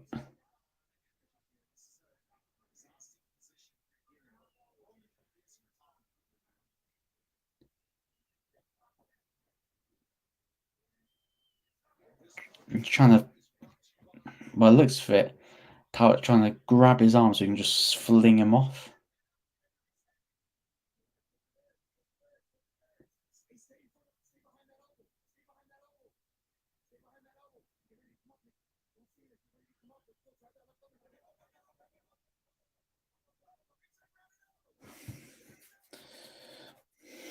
Talbot's the one that's got him.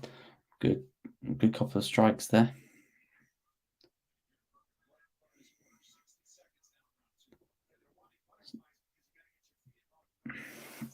Wonder how. Let me know how you're scoring this round. Yeah, Talbot had a better start, a lot better. Just wondering whether or not he's done enough to nick this round, or whether or not you put it down as 2-0. I'll probably edge it to Talbot purely based on damage.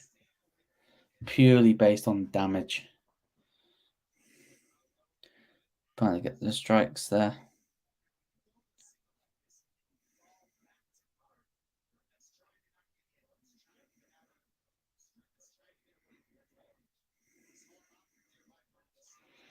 Okay, it's like, yeah, get me to the end of the round, please. About 5 seconds left of this round. Cover strikes. Yeah, I'm edging that to Talbot. Akiri looks shattered. He looks knackered.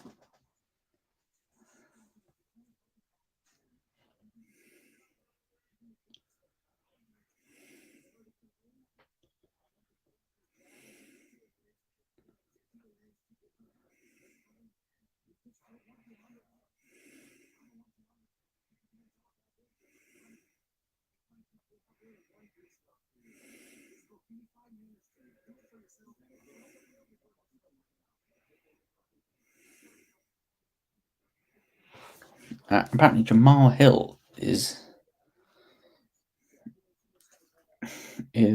there.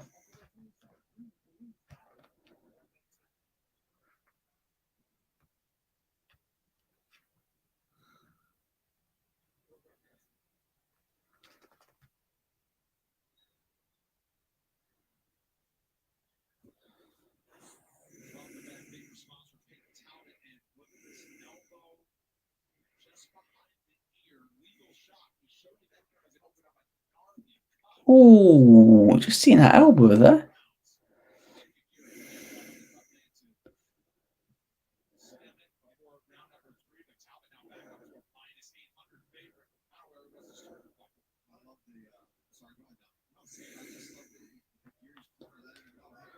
Talbot trying to.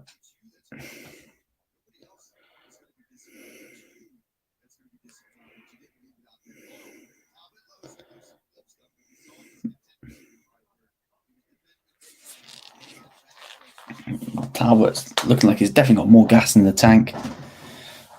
Get the strikes. Talbot in top position, raining down strikes.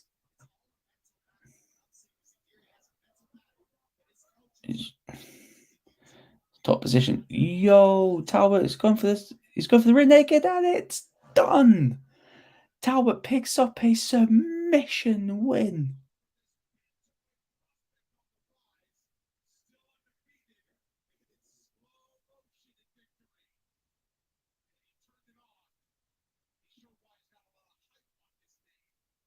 Great finish there.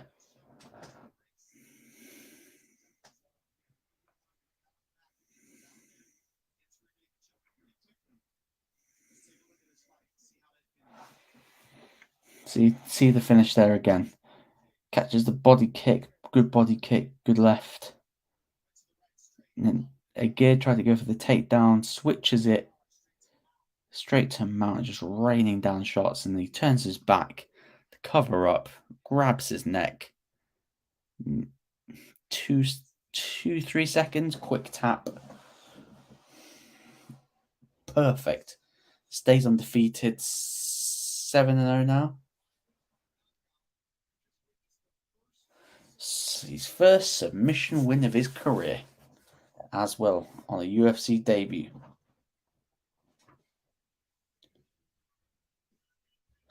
With a slow-mo celebration.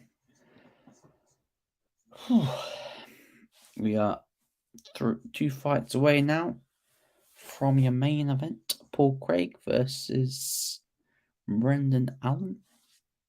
But up next is probably the 2 least scariest guys on the UFC roster.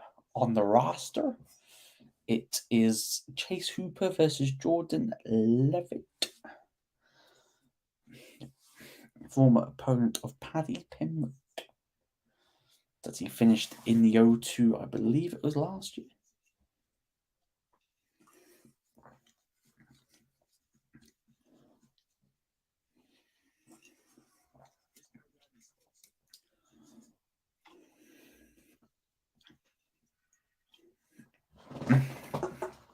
Lovely butler blame.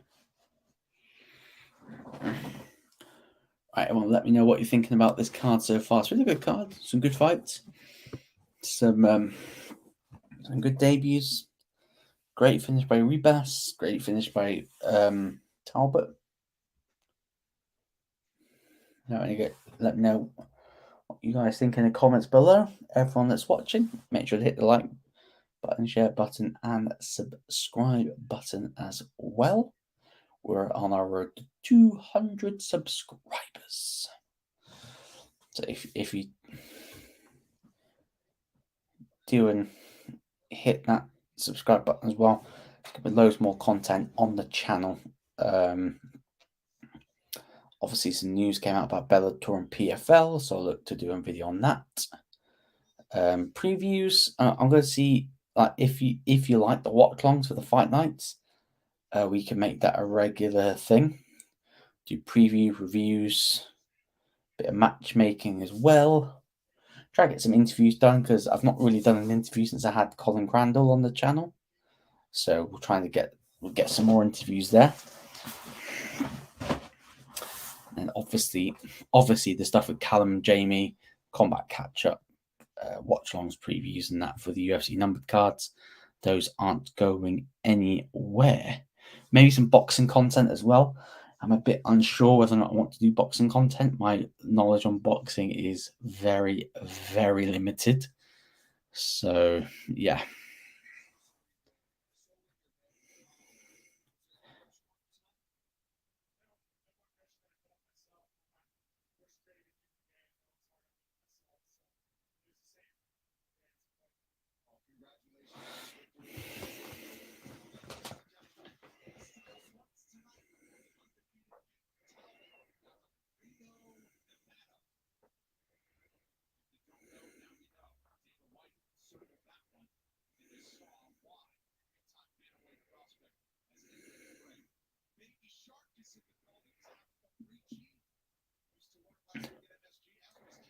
Hello, Tyler Ritchie and Dustin Poirier.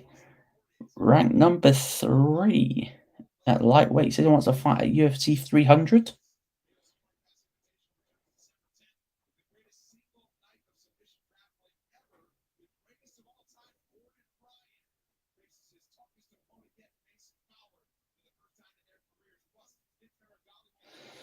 Yeah, Gordon Ryan fighting on UFC Fight Pass. He will be juiced up to the gills.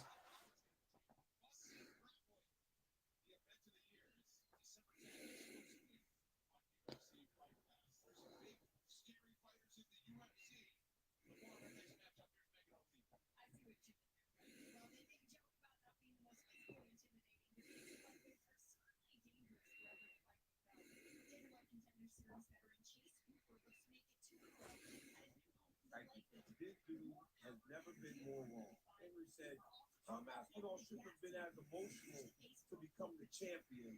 It's not the real belt. It's not fair. Henry Cejudo became the UFC champion because he's a tremendous athlete and he's just a winner. He's just a winner. But Henry Cejudo was not groomed to be UFC champion. Henry Cejudo was groomed to be the Olympic wrestling champion. And he did that. And when he did that, pride, he was excited. Champ. It felt like he had to win an Olympics silver medal. You think you see me running around? You think you see me crying? You think I would want to pick up that American flag and represent all of us? An interim bout just means you're the number one contender. And for all you South people that don't like that, including Tom Aspinall, because I will say this. Yeah, it was too much. Save those tears. Save those tears, and if you can beat a guy like John Jones, you can truly beat the greatest of all time and say you are a world champion. I just personally think, first of all, congratulations to Tom. But at the same time, there's no more contender than that. Jordan Levitt versus Chase Hooper up next. This is why it's all about being the absolute best in the world. And if you don't understand it, if you guys don't get that logic of you being number one to say you're number one, not number two, number one, then it's different. At DC, you wouldn't know. You know why?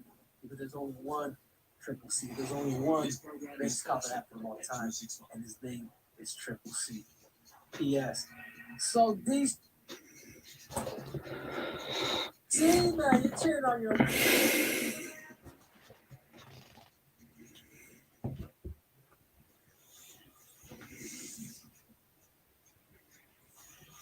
UFC welterweight title headlines the final UFC card of 2023. Adversity, but everyone's watching. Well, everyone that's watching, make sure to hit the like button, share button, and subscribe button. I won all 3 rounds and we're 2 minutes left in the fight. And then mount and an arm triangle. And like.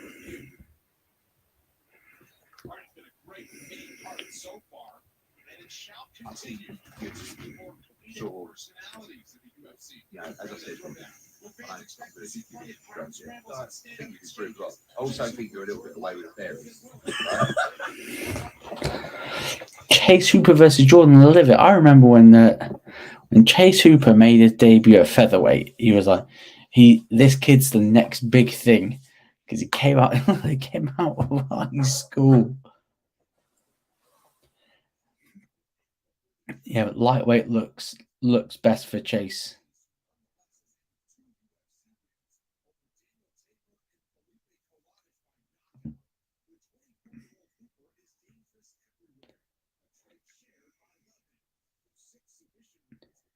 Chase was 24 years old. He looks like about 16.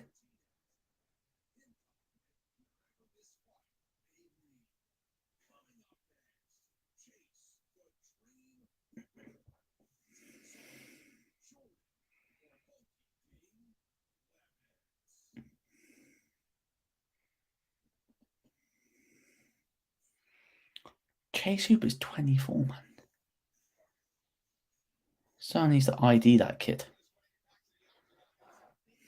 I'm a year older than him. I look 40.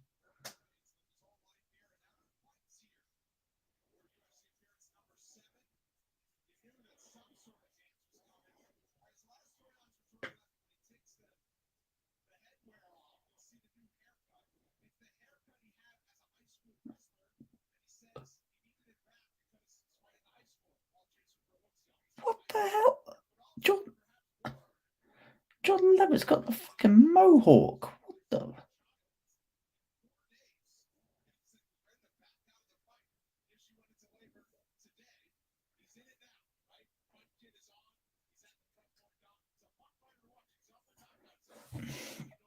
Well, Jordan Levitt looks like the high school bully versus the high schooler. Crazy. Absolute crazy. It'll be interesting one to see how this one goes. Probably back Jordan Levitt to pick up the win. I think Chase is a talented fighter, but he just don't know.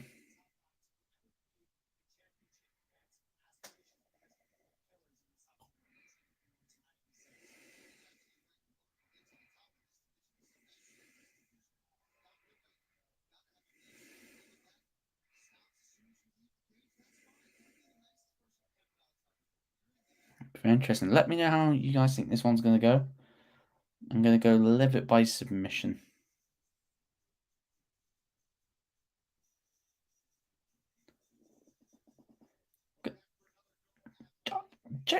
Jay Super, like, please tell me this kid can't be 24.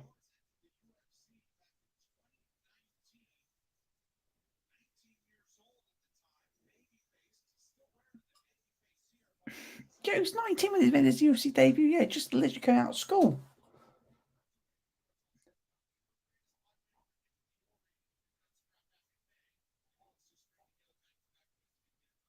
Back-to-back wins at lightweight. Looks a lot better at lightweight than he did at featherweight, to be fair.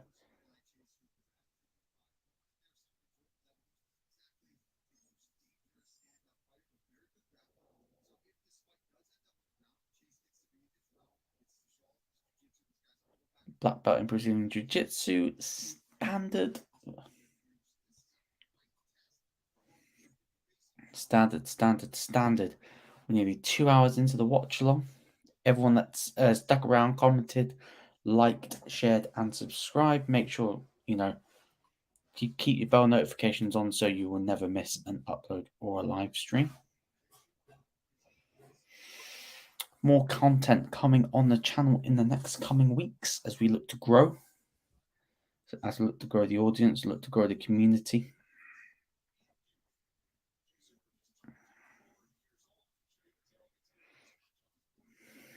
Better height, better reach. Jay Super to Jordan Levitt. Both weighed in under the lightweight limit, 155 and 1/2. 155 and half a pound.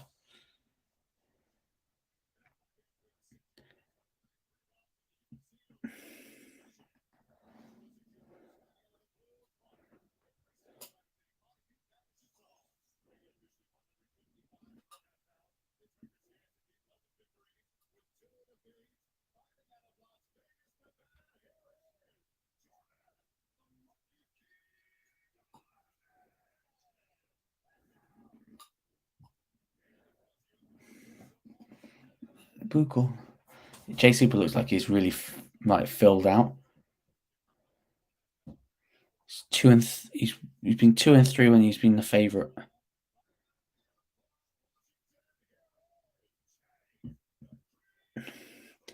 Just see Mbappe scored his 300th career goals and he's 24. Yeah, get out the Farmers League, mate.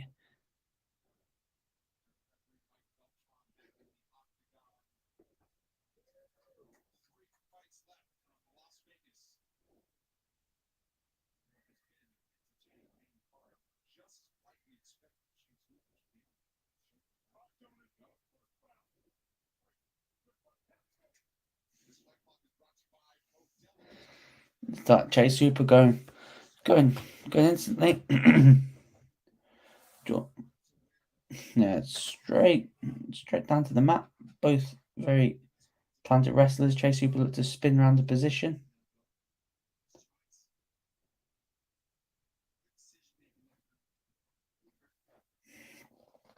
Chase looked like he's picked up the dominant position.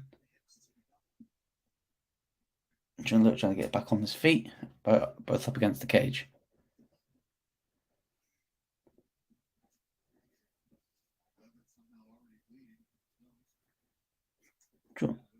Tried to go for the takedown. Good rollover.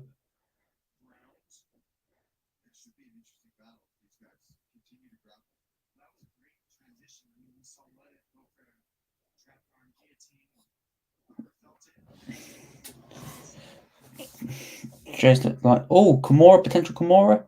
Can Chase spin that around? Now Levitt's in top position, trying to get full mount. Good elbow there by Levitt.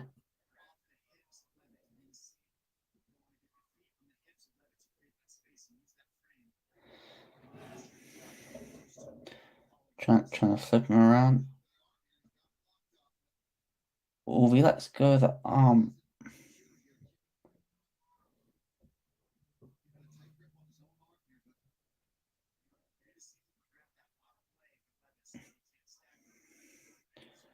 Oh, if he breaks that, he grabs his arm. Hooper's trying to escape not getting KO'd with with one of the legs. So he's trying to get that armbar. Breaks the armbar, not Levitt trying to rain out some blows. Pause. This is good transition wrestling, this.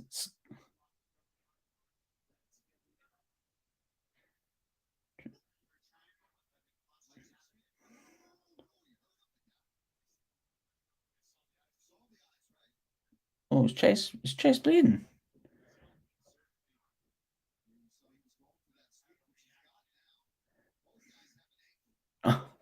Both guys got an ankle lock in.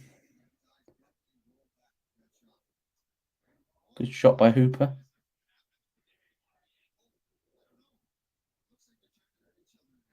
Look at that good transition wrestling again. Chase gonna get the rear naked choke. Is that locked in tight? Lever's got a tap. Chase Hooper with the rear naked choke winning the first round.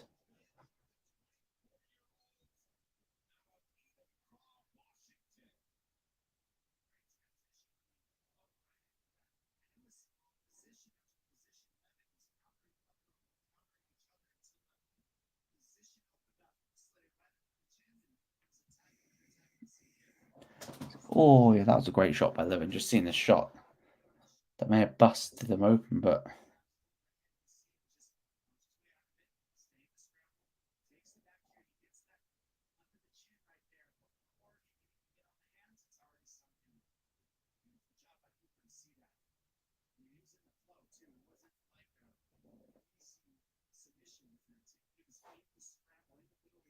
now up to our co-main event.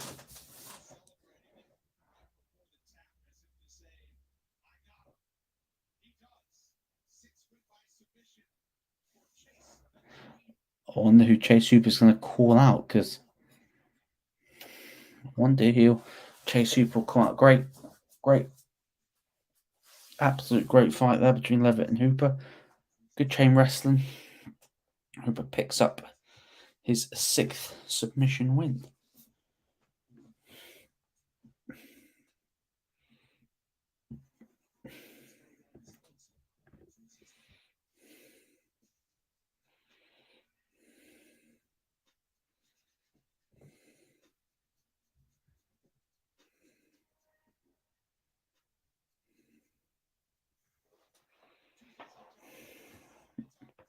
That's grappling at his best.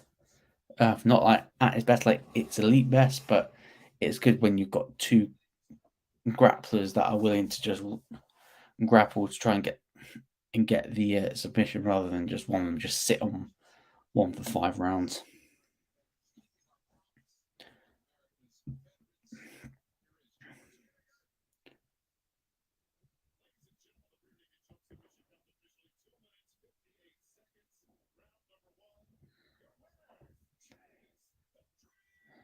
Hooper.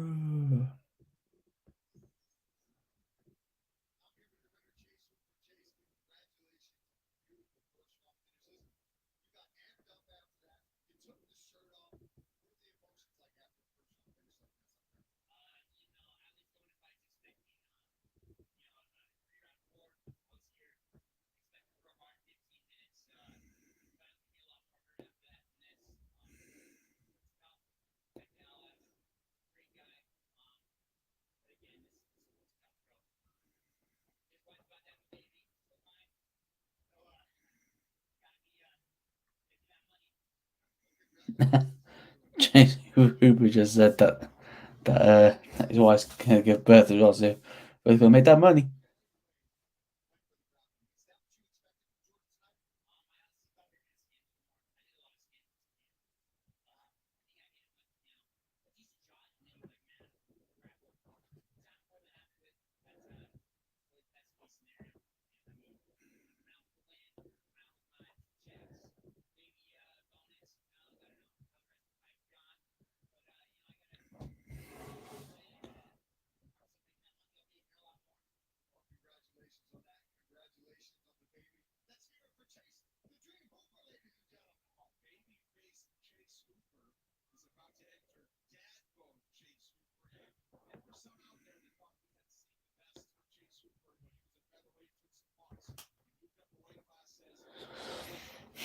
crazy, right? That Chase Hooper beat Jordan Levitt quicker than Paddy Pimblett. Book it. Book Hooper versus Pimblett after he beats Ferguson.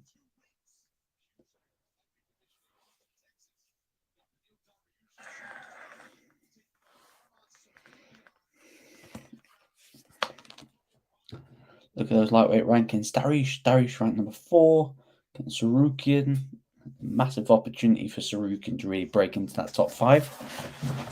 So if you look at that top 5, apart from Dariush, the rest of them are they're just sitting waiting for a title shot, really.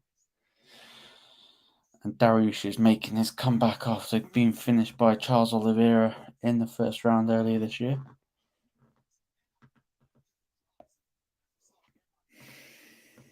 I don't know how I'm still staying awake, Do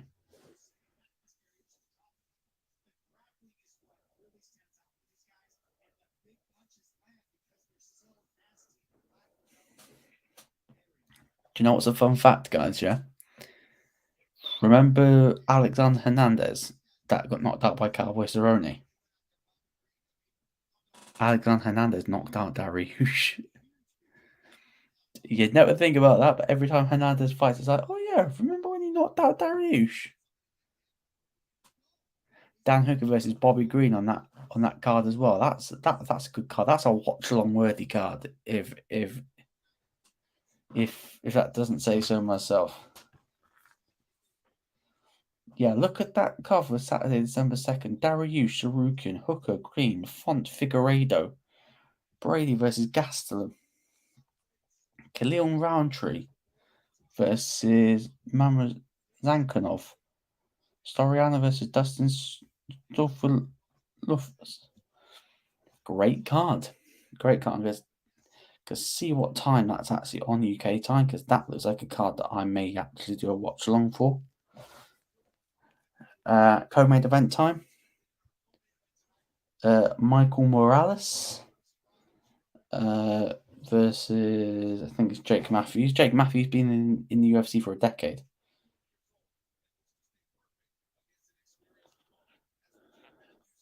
Fight Night Dariush versus Sarukian.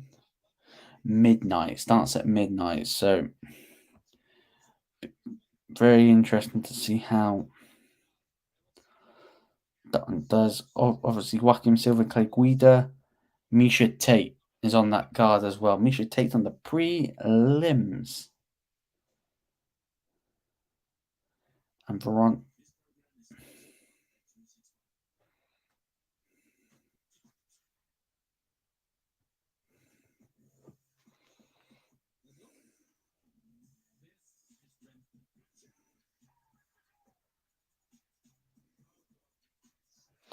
That's it. And then obviously Dan Hardy's wife on that card as well.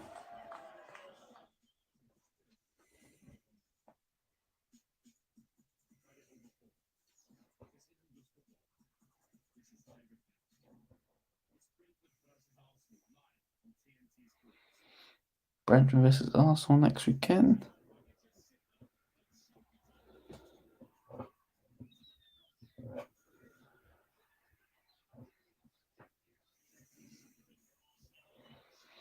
Everyone that's watching, well, at the moment, no one's watching at the moment, but everyone that's joined so far, massive thanks. Doing this just reminds me, like people that do watch longs on their own, big up to them. Yeah.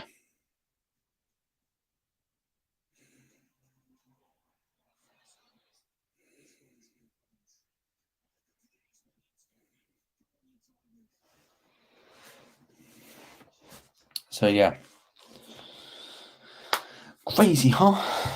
Crazy. Oh, my back. Absolutely good. Co-main event and main event. Hopefully 2 quick finishes so I can get to bed because I'm knackered.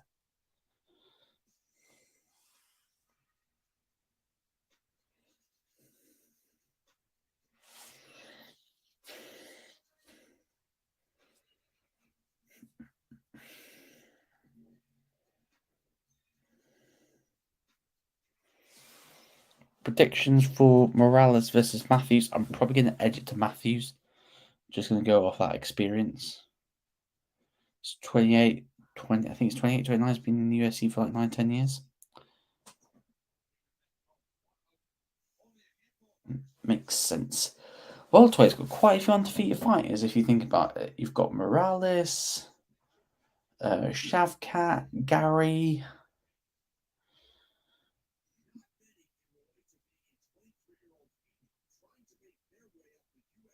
23 years old and he's undefeated, 15-0.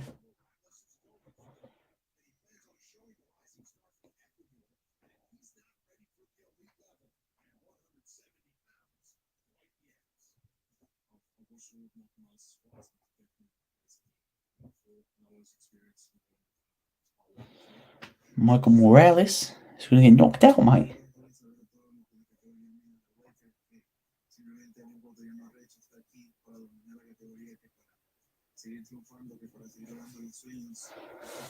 It'll be very interesting to see how he does in this one, because this is definitely a level in opposition for Morales.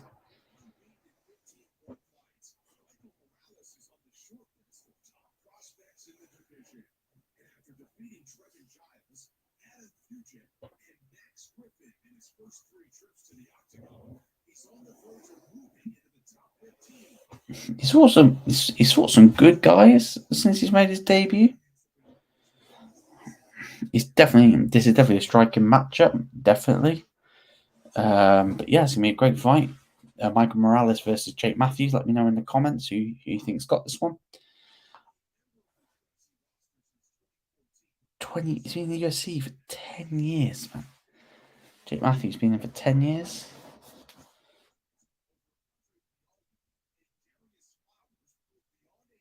Yeah, got knockout wins over Darius Flowers and yeah. Interesting how he.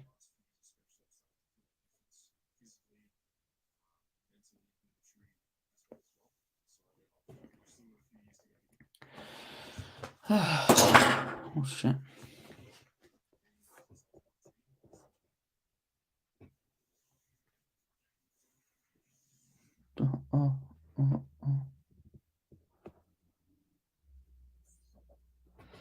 Walkout. Jake Matthews is walkout now.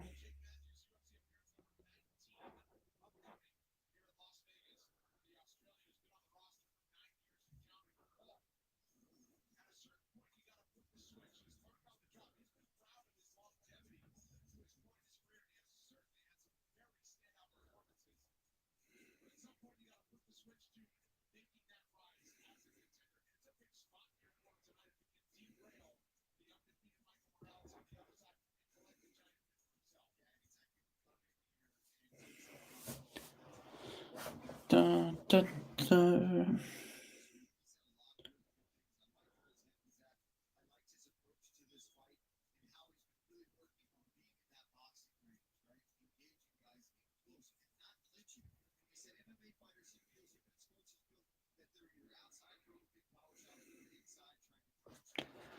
Dun, dun, dun. Yeah, co-main event time. Jake Matthews versus Michael Morales. Morales looking to stay undefeated at 15-0. Jake Matthews looking to hand him his first professional loss. Jake Matthews been in the UFC for nearly a decade. Yeah, he's had some high-profile wins. He's had some high-profile knockouts. Wouldn't say it's against the highest caliber. I'm trying to think who. Darius Flowers, Andre Fiallo. That Fiallo knockout was brutal. To be fair, like folded him like a deck chair, mate. Just absolutely unbelievable, mate. Jiu-Jitsu black belt again.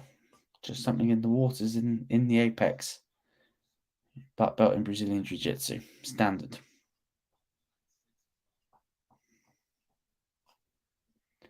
Michael Morales, undefeated.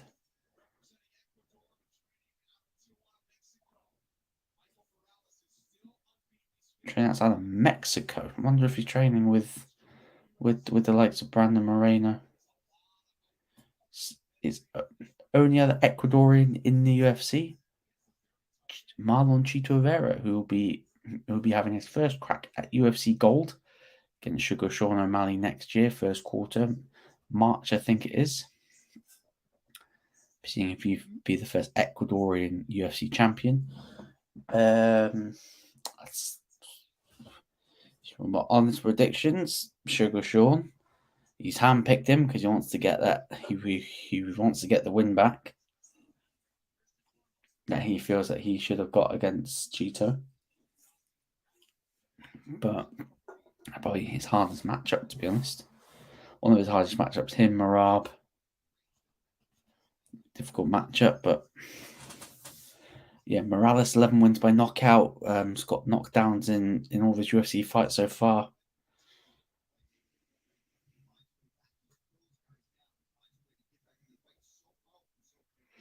His striking is going to be key in this one.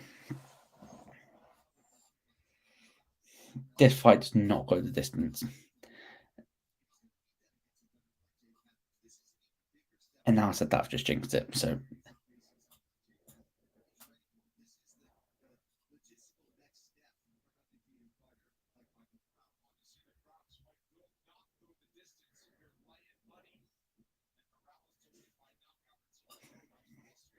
got the white shorts, like the pure white shorts coming out. Dun, dun, dun, dun. 79-inch reach at welterweight. That's crazy reach.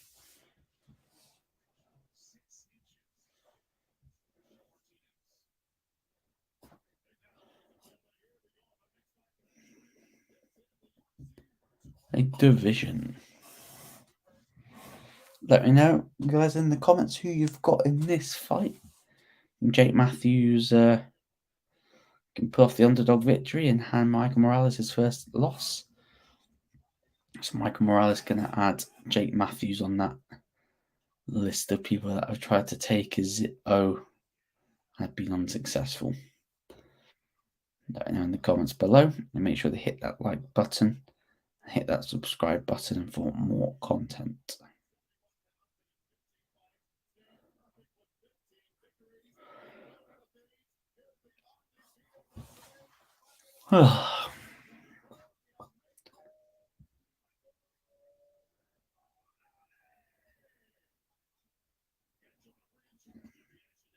Herb Dean is coming.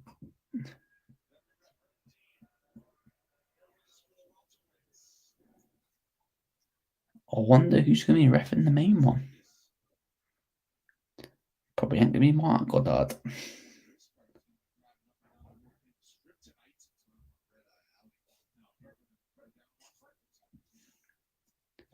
We're about to start, touch the gloves, and now we have started. Because see, Morales is going to use that reach. 6-inch reach. Matthews is going to have to probably take a hit to probably deliver a couple. For Morales, I'll start jabbing him from range.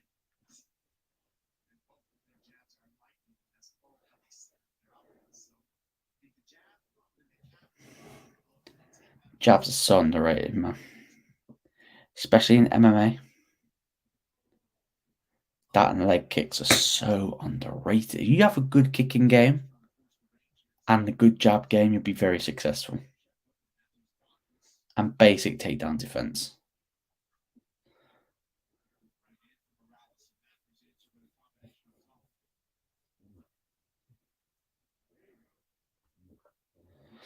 Yeah, Matthews to get into range without getting caught is going to have to duck his head.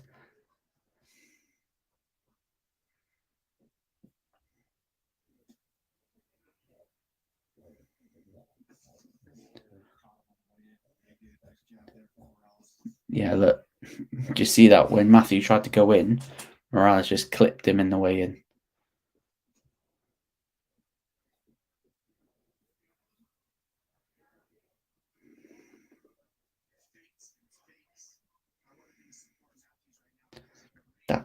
That Morales jab is lightning.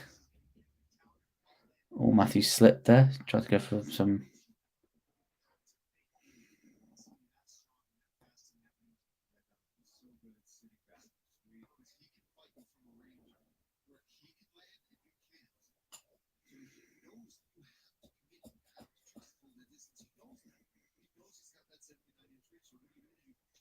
Oh, good hit by Matthews there. Matthews has wobbled a bit. Good combo by Morales.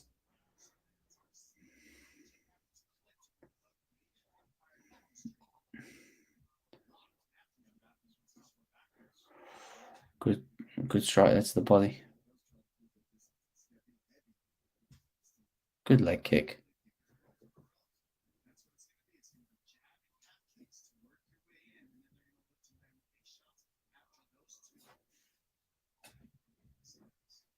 Matthew tried to get a body shot there, just missed.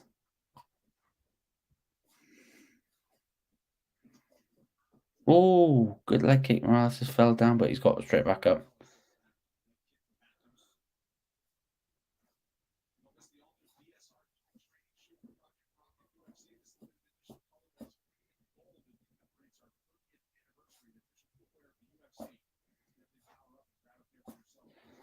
Ooh, Matthews in. There's a 1-2 to Morales.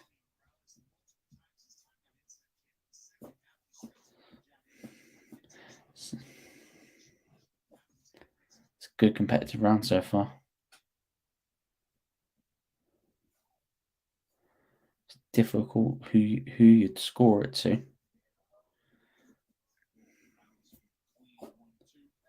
Good 1-2. Oh, Morales tried to go for the knee at the middle, and Matthews sort of just pushed him midair.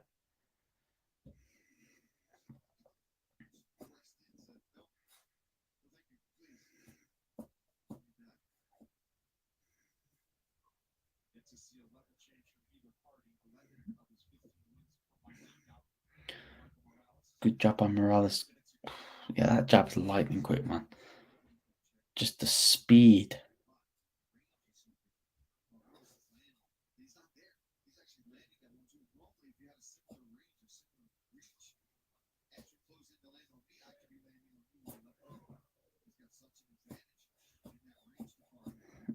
Yeah, look at the leg kicks.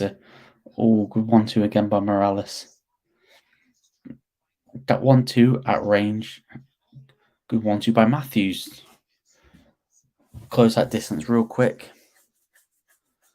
No one shot a takedown yet. To go for the knee.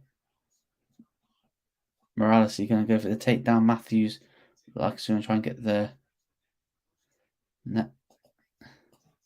It's a great round so far. Don't know who you did it to. Just let me know who you think is ending this first round. Good kick.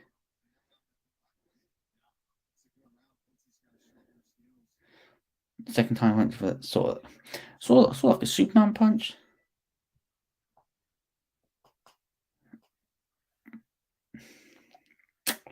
Tricky on how to score that, because Matthews, when he goes in, he's landing, but some of the times that he's gone for the entry, Morales has clipped him. I liked Morales' jab. It's lightning quick. The leg kicks are good. Yes, both of them probably have fallen over, but it's not because of either one's knocked the other one down. I think they've just slipped. So it's a very difficult one to score. Morales looks calm. So I think Morales may have edged it. Just of his striking's been more effective.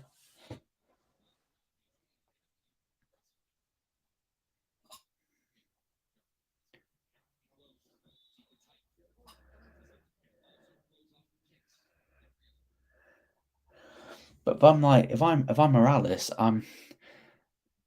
what he's doing when Matthews goes in, is giving the leg kicks. Like look, they're just showing like Matthews' lead leg. It's down on the left leg. It's a perfect second. Matthew goes in. He's giving him a leg kick.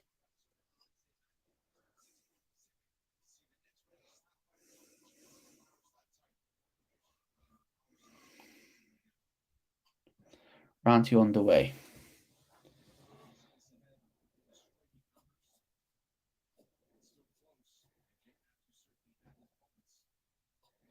Good leg kick again by Morales. That's just they pay dividends in the end. Those leg kicks.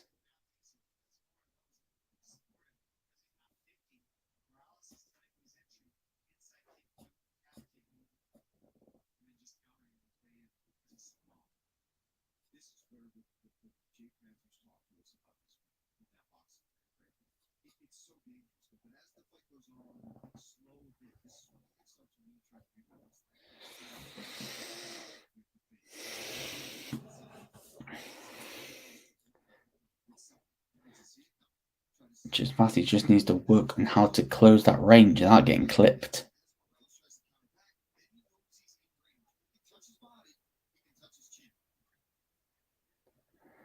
Morales is backing him up, trying to count. Oh, that's good. Morales is starting to unload. Jake is shaking it off, but Morales looks just cool, calm, collected. The timing looks good.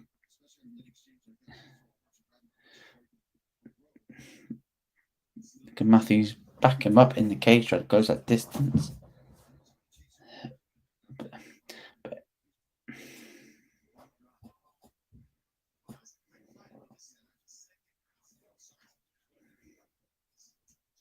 Good leg kick again.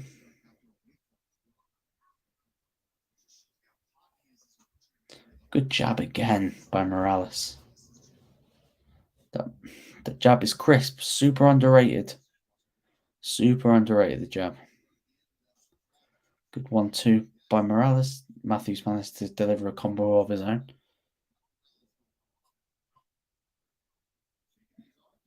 Wow, Morales is shaking his arms, he's loose. Oh, good 1-2 by Matthews. And Morales delivers a 1-2 of his own. Probably not as clean.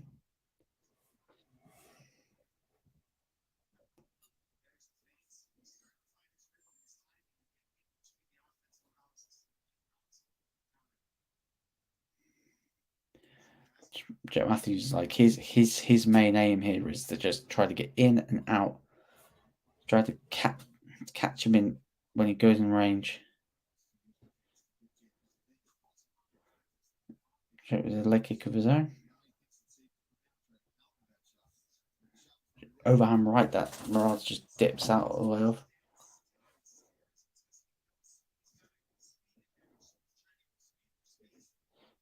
God, good right by Morales. Yeah, you can definitely tell that reach. When Matthews is trying to go in, Morales is just dipping in like that. Just dodging the punches of these. And as Morales is going to try to do the jump off right hand.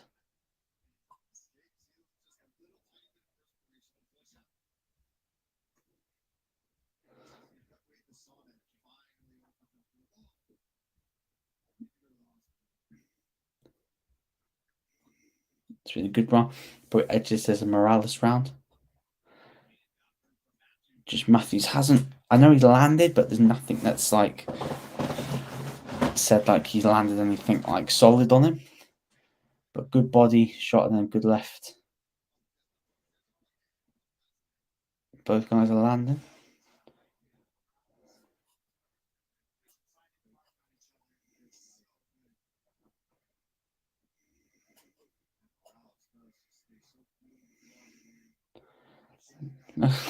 Morales is shaking his arms mid-round.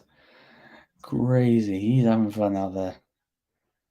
He's definitely probably the one that's... For me, Morales is definitely winning the fight. I'll probably say... Oh, good body kick. I'll probably say he's 2-0 up. I don't think Matthews has done like a bad job. I don't think he's been poor. But I think Morales' speed... Now, Morales is just unloading. And, yeah. Saved by the bell there. For me, Matthews head down. Looks a bit dejected. For me, he's 2 rounds down on the scorecards. He needs to actually finish Morales. But if I'm Morales, I'm just doing the same thing. The leg kicks. When Matthews goes in range, when he comes into range, nick him on the way through. If Matthews like overcommits, just slip out, catch him with the left or right. Use that range to his advantage. I think he's got the longest range at welterweight, so why not use it? Morales looking calm. looking unfazed.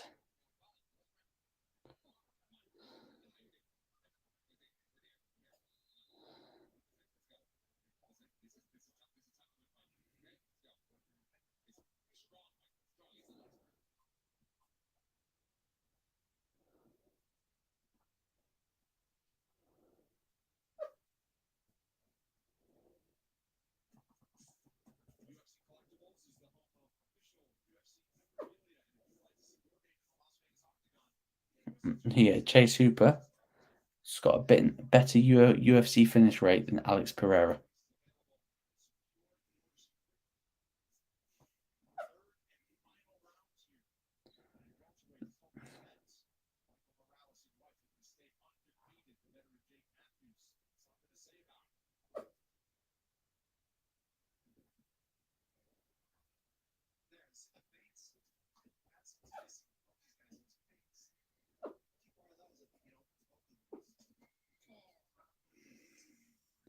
Oh, low blow there.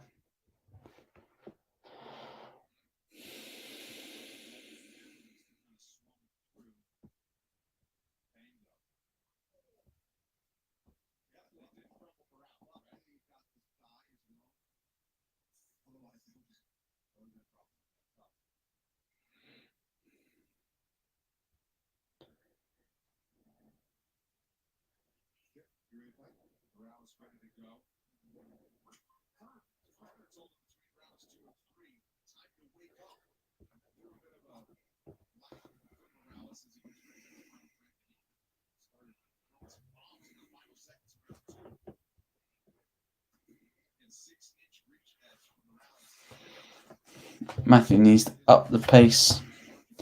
Needs a big finish. Matthews, every time Matthews is going in, like he's ducking his head to make sure he doesn't get caught or anything.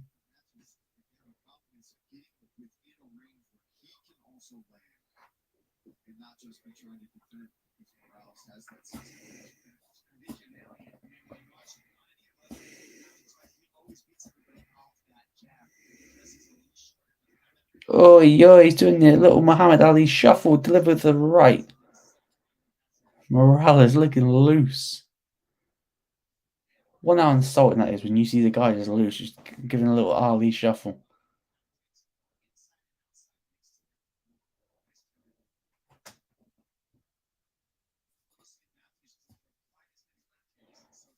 Look at that, good head movement as well. Good leg kick again. That leg from Matthews is so compromised.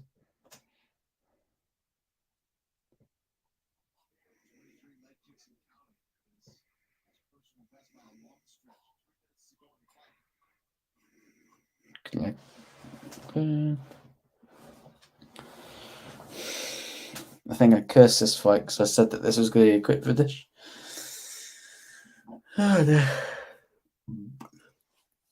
Pardon me.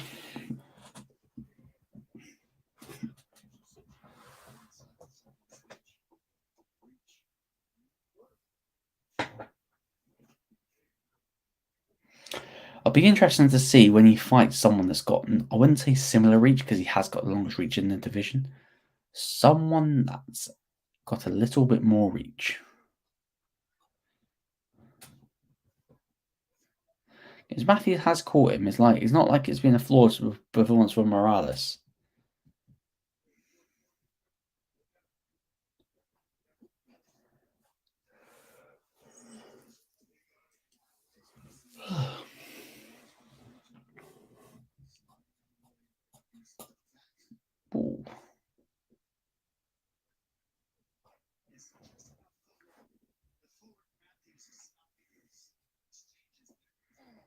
Ooh.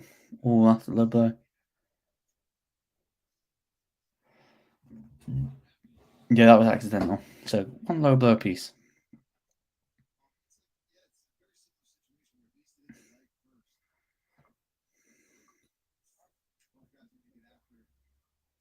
Yeah, good sound over there. Glove touch.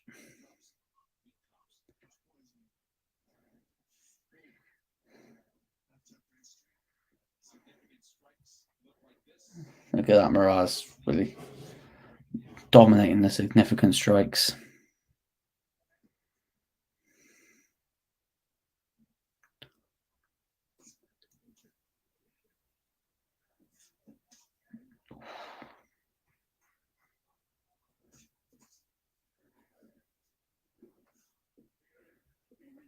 But minute to go with the third round. I've got this Morales, all 3 rounds, 30-27.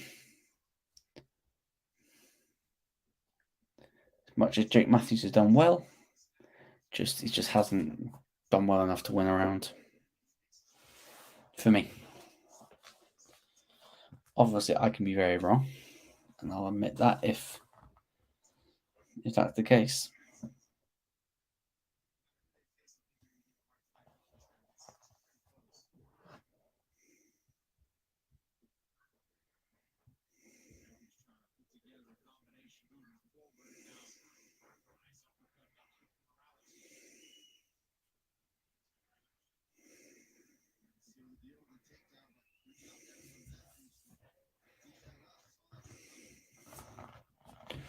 Right, it's got.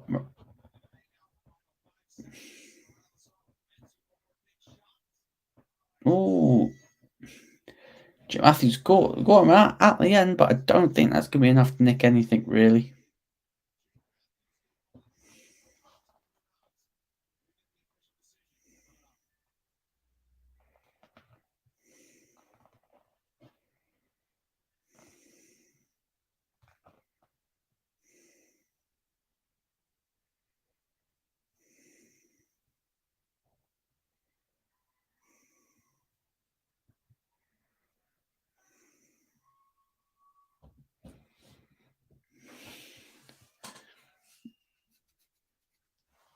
Morales, for me, picked up the win.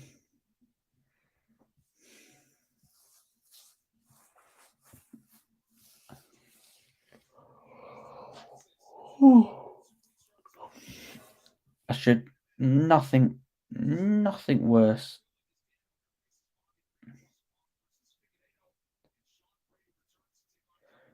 Oh no! Right.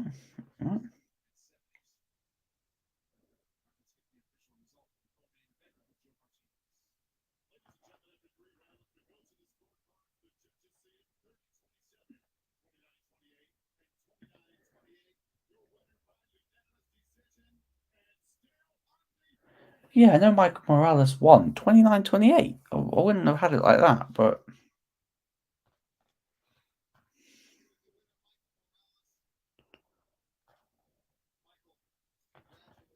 Michael Morales 16-0. Didn't get the knockdown.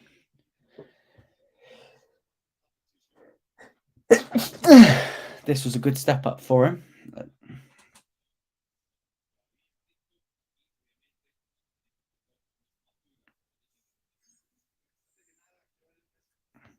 Active win streaks at welterweight. Michael Morales, number 4. Then Shavkat, Bilal, Ian Gary, and Jack de la Maddalena, 6 and 5 respectively.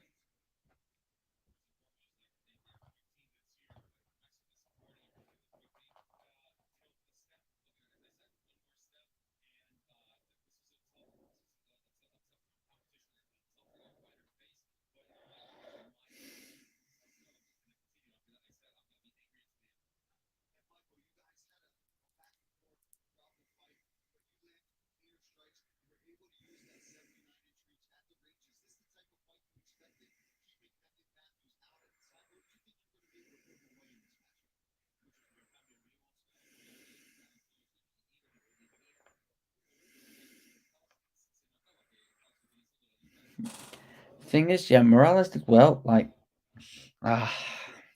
It's interesting because I do feel like that he needs. It's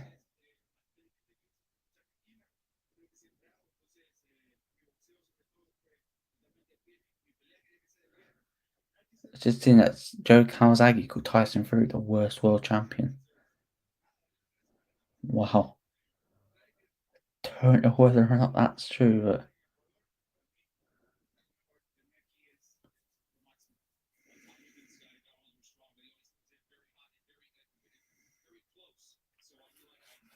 Main event time coming up. I wonder who we're going to call out.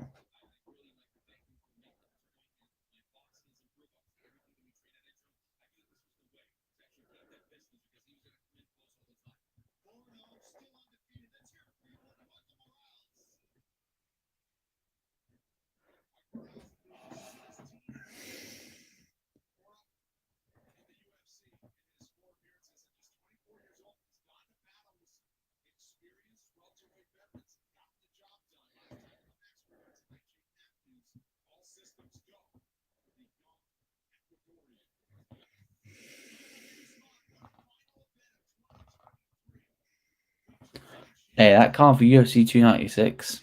Quality. Shavkat Ramanov, Stephen Thompson, Paddy Pimlet, Tony Ferguson.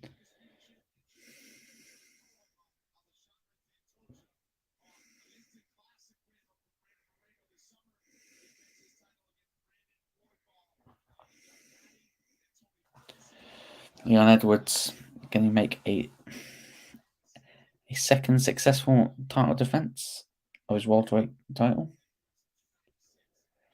I hope so. I really hope so. Paul Craig is going to make his main event walk against Brendan Allen.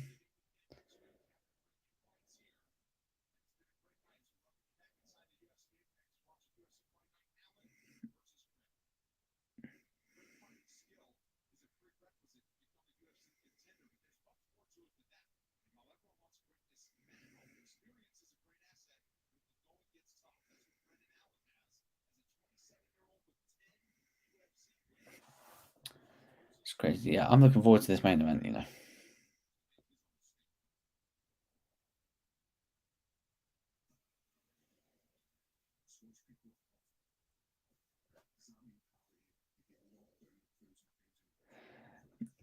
Paul Craig at middleweight. A middleweight Paul Craig. His stare down with Andre Muniz was up there.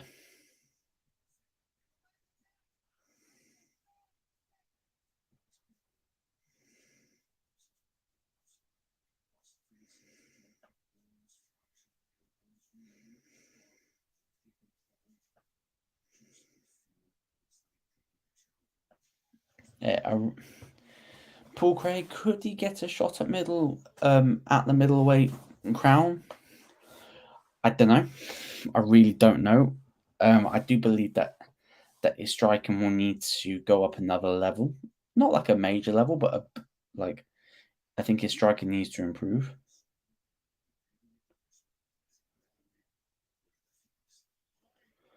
I was surprised that he managed to do the cut.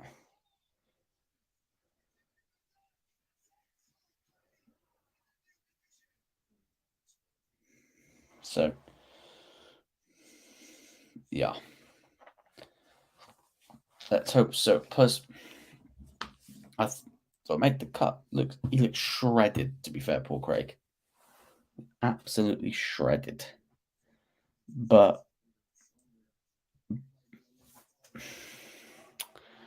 I really want Paul Craig to win. I really want him to win. But if you look at Brendan Allen, right,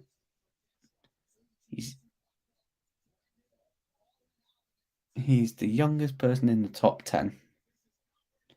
He's 10-2 in the UFC. Only losses in the UFC. Chris Curtis on about a week's notice. And Sean Strickland. And you'd maybe say, maybe early stoppage, possibly. Apart from that, he's been getting victories against good level opponents. Tapped out Bruno Silva.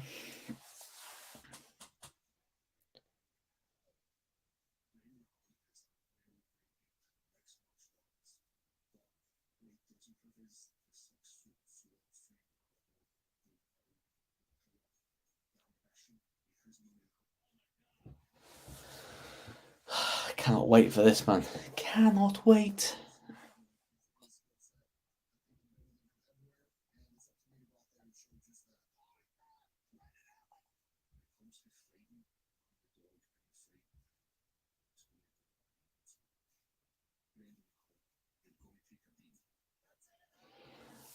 Paul Craig, I hope you pick up the win. But I remember when you said the Ozan Rudamir that you'll be taking a beating. You froze. So I'm hoping you step up, Paul Craig, please.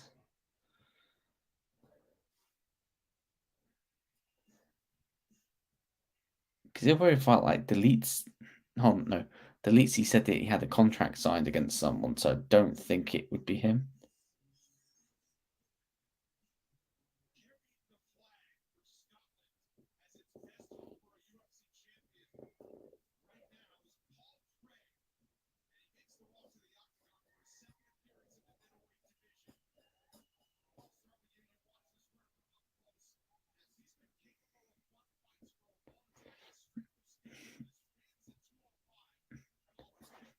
It's crazy, right? Like if you look at Paul Craig's like signature wins, got dominated by Mamad Ankalaev just to tap him out of the second left to go.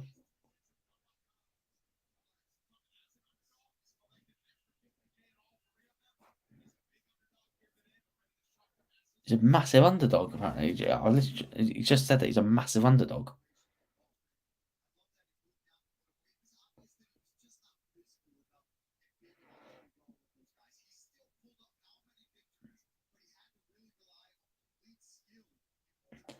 Look at that.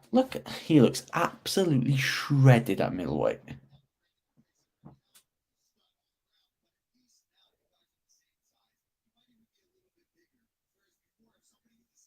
He's probably going to have the size advantage.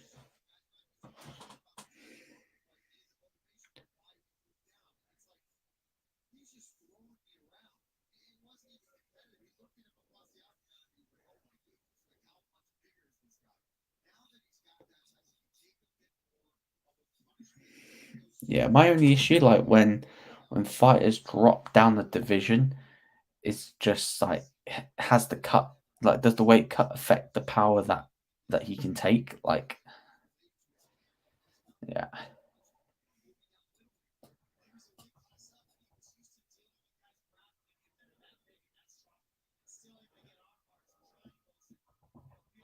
Go on, Paul Craig. Be a nice contender. Be a fresh contender.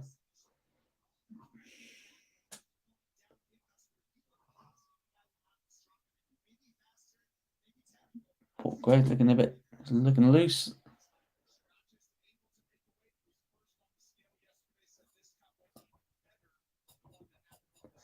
Brendan Allen about to make his walkout. Everyone that is watching, if you have made it with me to the main event of the evening, give yourself a massive shout out. Make sure to hit the like button and the share button and the subscribe button.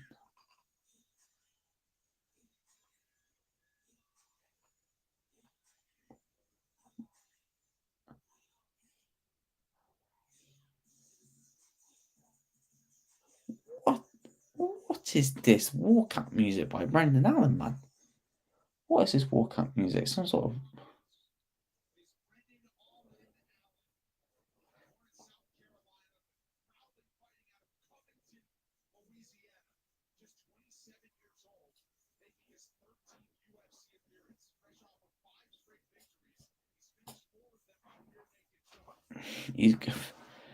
Brendan Allen.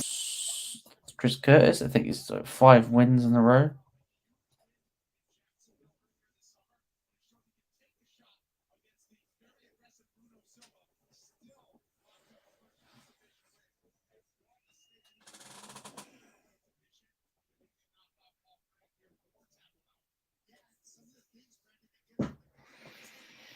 Let me know who you've got in the comments. I'm gonna go, not stuff it. I'm gonna back the Brit. I'm gonna back the Scotsman. I'm gonna back Paul Craig to pull out a submission victory in about the 3rd round. That is the worst Scottish accent ever. So if Paul Craig ever sees this, I'm sorry.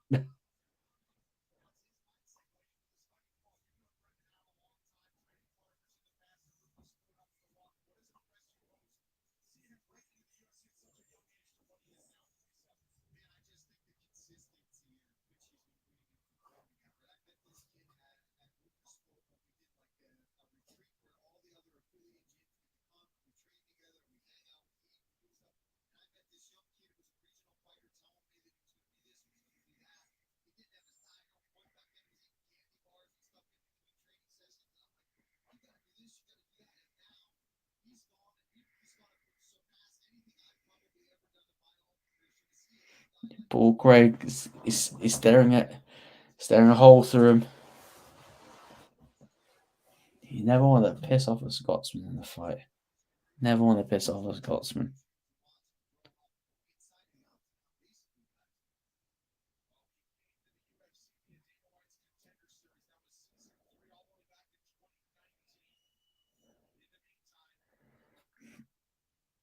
Oh, what? Oh, I was about to say they've cut it all off, man.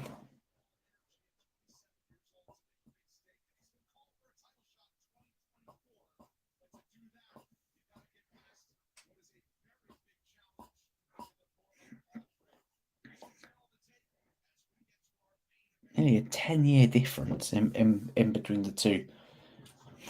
Reach is the same, both made weight.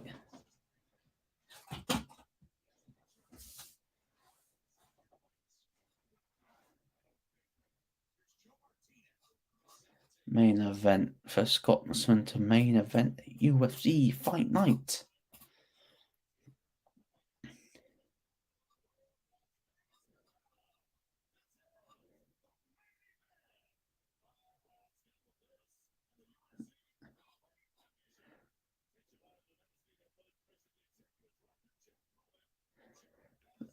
Paul Craig locked into this.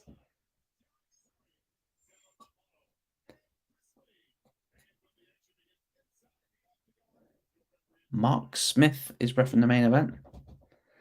Let me know who you guys got in the comments. Again, Paul Craig by submission.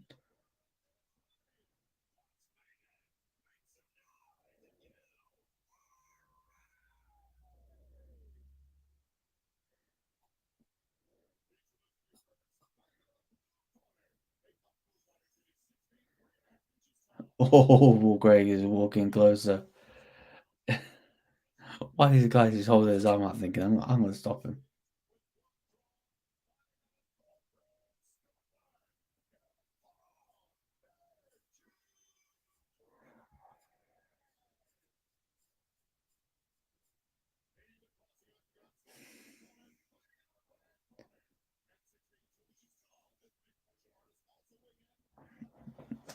Pounds. 6-2 as a favourite. God, that means he was favourite against Sean Strickland and against Chris Curtis.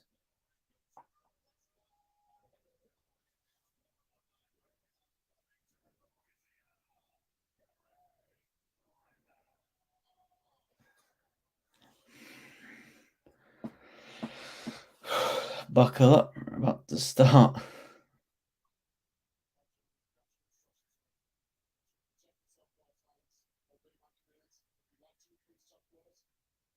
Oh, Paul Craig not going with the dirty gloves.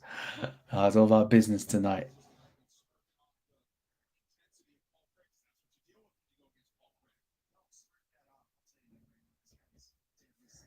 Now we're about to start round number 1. Everyone's watching, make sure they hit the like button, share button, subscribe button. About to let's get started. Main event time. Again, Paul Craig, 3rd round submission.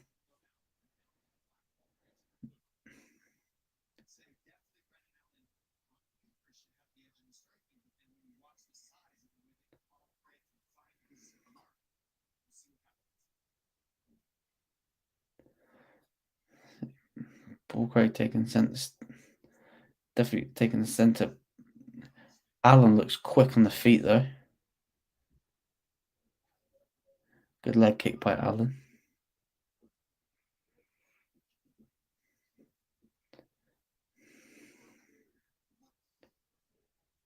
I wonder if there's going to be any shit talking, like in the middle of the fight. Dustin Poirier's in there. We know Dustin Poirier is probably backing Brendan Allen.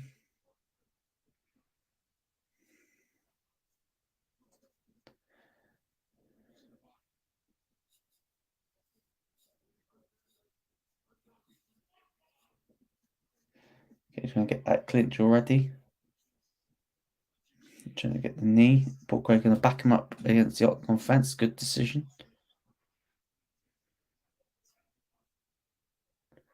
Paul Craig going to go for that takedown.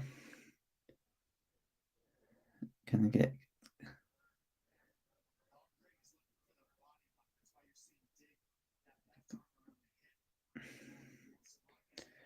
Trying to body lock's not really aim for the takedowns because it's too high up for it.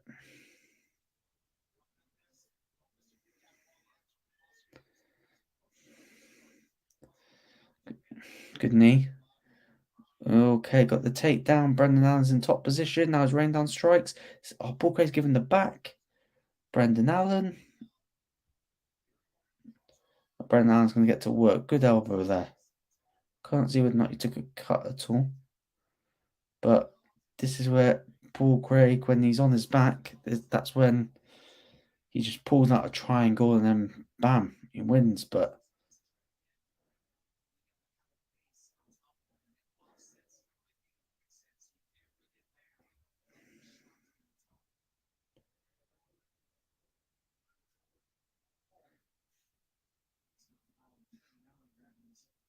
yeah, hey, why are you having to go at Paul Craig for? It was Brendan Allen that has a foot in the cage.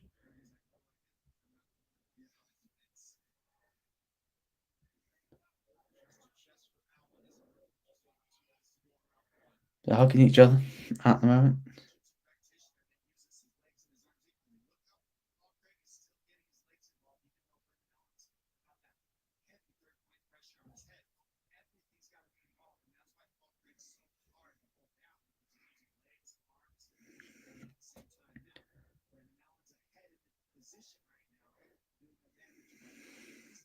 It's all about position, trying to get that ideal position. And at the moment,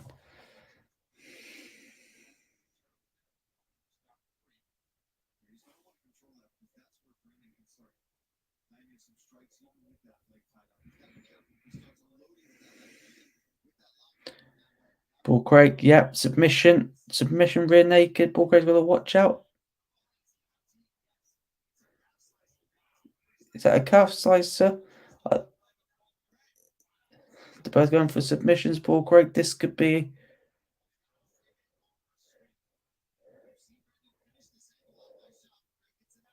Oh, Paul Craig getting at the ankle lock. Both up on the feet. Allen's got the back. But they're both on the feet now. Now, take down by Brendan Allen's got his back. Got Paul Craig's back. Nearly got Paul Craig's back. 100% takedown success rate.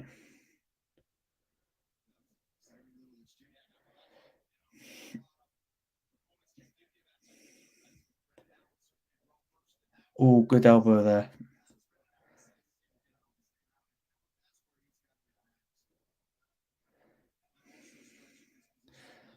Yeah, better watch out, Brendan.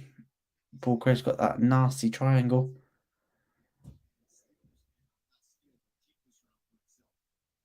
It's a good round by Brendan. Good elbow.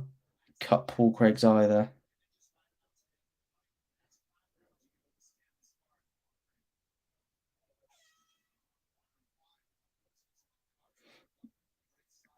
Yeah.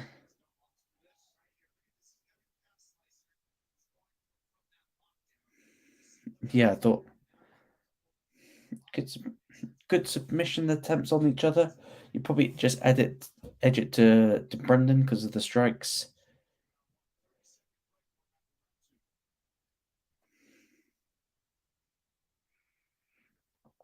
I need to see that elbow though when he cuts him.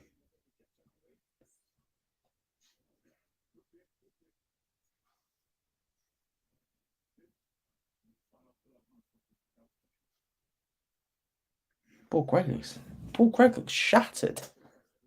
It's got nothing left in the tank.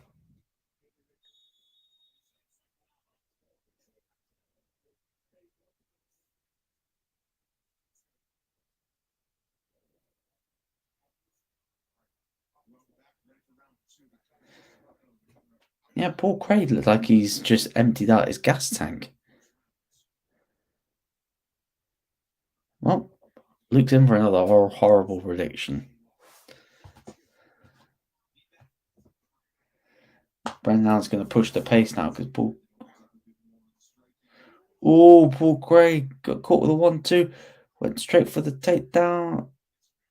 Straight to the scramble.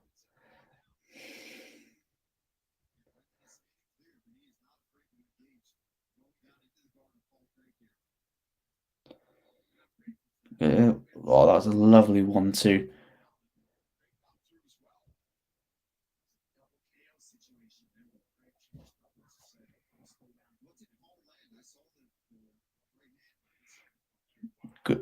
Good strikes there by Allen. That was a lovely 1-2 by Brendan, though. Sort of had like Paul Craig wobbling, and then went for the desperation takedown.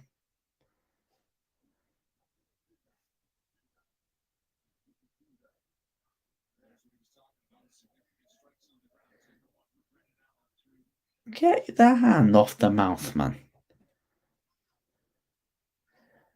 And he's going to try and rain down that elbow.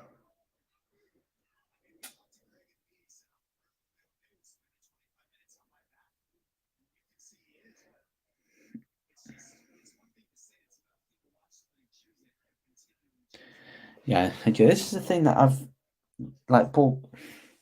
I love Paul Craig. Like he's a jujitsu master. If he captures you with submissions, then it's over. But the striking, man, it's just the striking needs to go up. I think is that in? He's trying to get the rear naked. You can't really see. Trying to get the choke.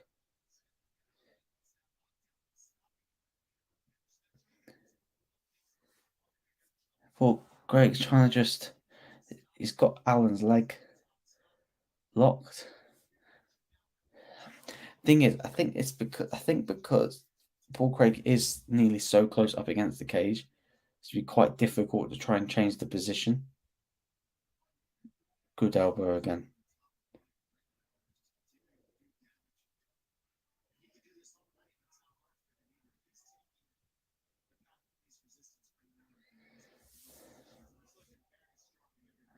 Good elbow.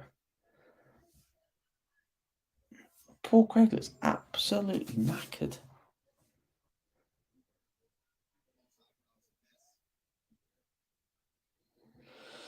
Yeah, you know how I said that Paul Craig was going to win round 3? Yeah, I think that may have to be Brendan if this carries on, you know.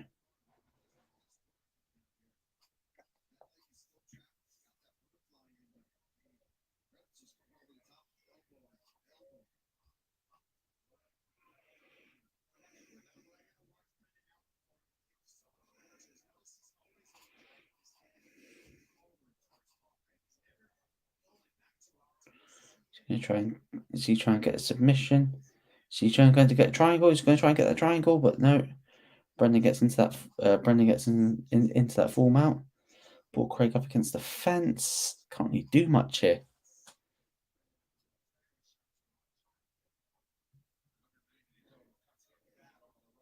That cut's getting bad. He'll be lucky if he even gets to the 3rd round. I want to see how deep that cut is. Because you know what these refs are like. Second that cut gets too deep, especially where it's positioned on the eye.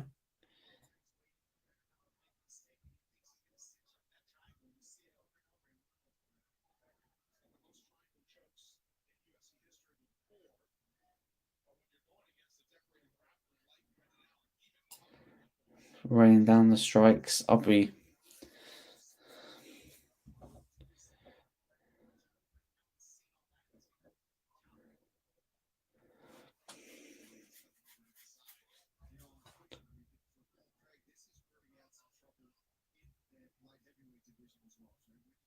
Oh! Alan is going to get the choke. Is in the position for it.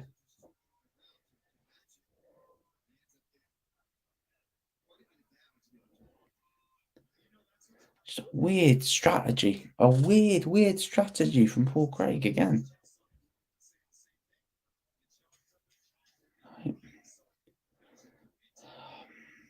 Is he going to get this finish? Rear naked?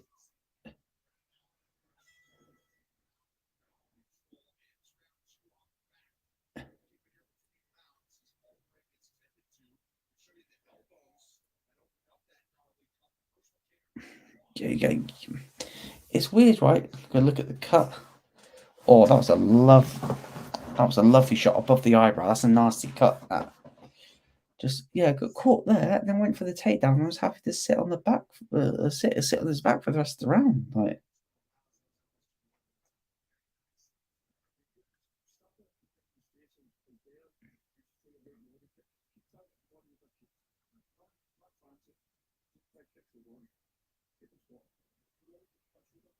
that cut. Oh, that cut is nasty. He's 2 rounds down. Brendan Allen looks light on his feet.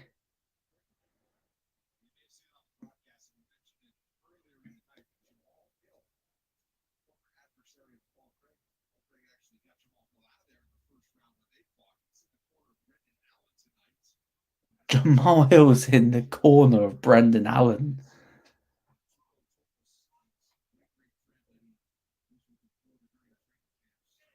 Paul Craig needs to keep this on the feet, but he looks goosed.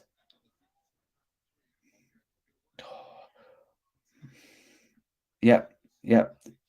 Done. Guillotine deep. I don't get this. Had this issue with Ozdemir. Had this issue in the Ozdemir fight. Got a couple of shots. I know, like, he was happy, and now he's going to get finished. Yeah, he's tapped.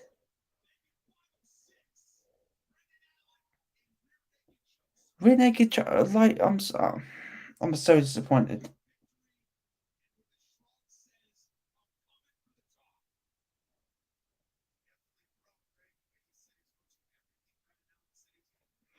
Damn, like, he battered him. He battered Paul Craig. Respect at the end. You love to see. But 27 years of age, Brendan Allen, he looks like the real deal, but good body shot, good left. And then instantly for the takedown, like,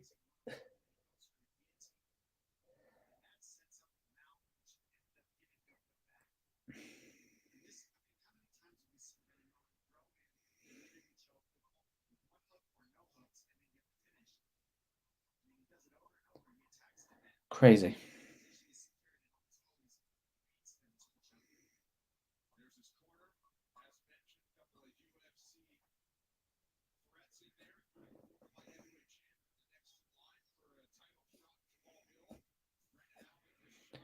No, congratulations to Brendan Allen for the victory against Paul Craig. Hey, I said that it'd be finished in the 3rd round, and I said that it was going to be Paul Craig that was going to be getting the finish. But, however, he did not do enough at all, and Brendan Allen is your deserved winner of this bout, 3rd round finish.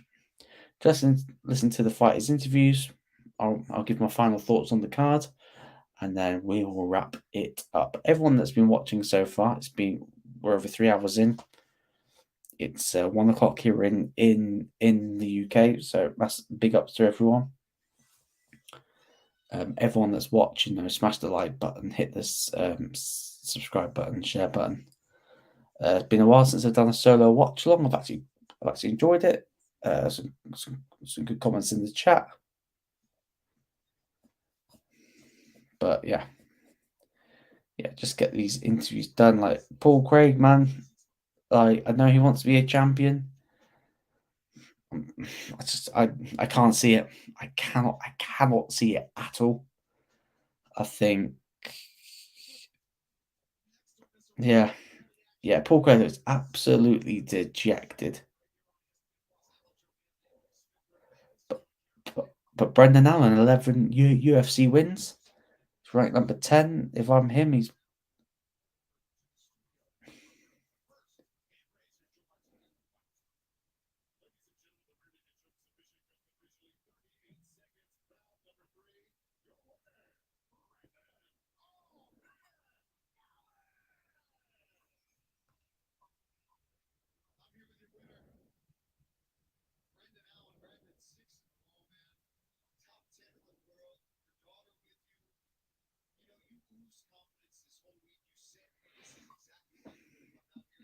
good. Just hit this interview quickly.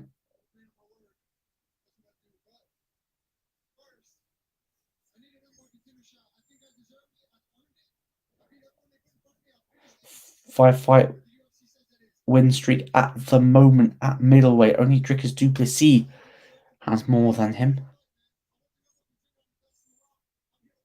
He wants a number one contender bout.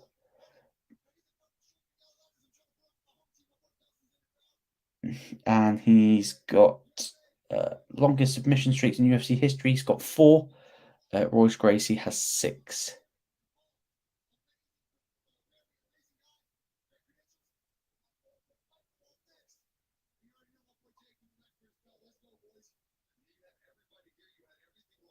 Joe Pyfer wants a piece of Paul Craig.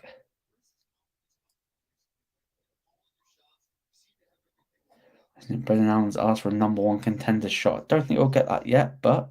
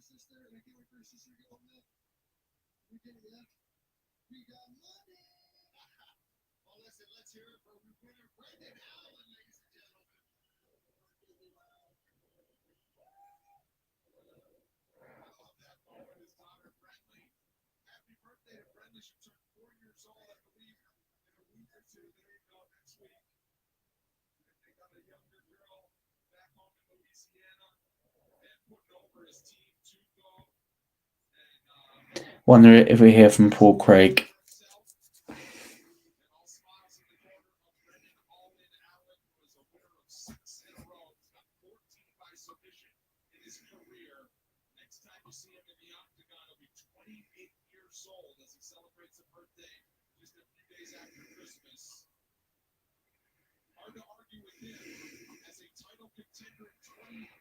Can you hear from Paul Craig or not doing it?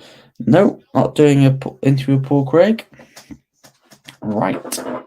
So that was the UFC Fight Night. Allen versus Paul Craig in the books. Just a very brief review. Congratulations, Brendan Allen. An absolute dominant display to get a victory over Paul Craig. It's great for many reasons. Storyline, Jamal Hill was in the corner. Obviously, Paul Craig took his 0, took his undefeated streak. Joe Pyfer was in his team. He wants to work at Paul Craig. Makes sense. But for Paul Craig, I don't know where this leaves him. I don't think he's done yet. I think he'll probably give it this year. I think this 2024 will be the last year of Paul Craig, in my opinion, before he retires. Very Ostam Uzdemir performance. Just was happy to sit in the guard and didn't really do enough to win. And unlike the Uzdemir one, he got finished. Co-main event, Morales versus Jake Matthews. Step up in opposition for Morales. I thought Morales did well. Needs to make improvements though, like his leg kicks, his jab was quick. I think I need to see a little bit more. Yes, the step up in opposition was more. Obviously on the card, Chase Hooper, big win. Chase Hooper, it's really grown since he's made his debut. Lightweight looks like a great division for him. Some good matchups potentially available for him. Amanda Ribas beating her former roommate, Luz Pineda. I think that's how you say it. Yeah, it was brilliant. Great. Was getting dominated in the first round, and then really made the comeback, and then got got the finish that was set up by a beautiful spinning heel kick, and then drops with the left, and then finishes via ground and pound. And then the opener was, I'm trying to think who was the opener. I'll have a look to see who was the opener before we wrap it up. Let's see who was the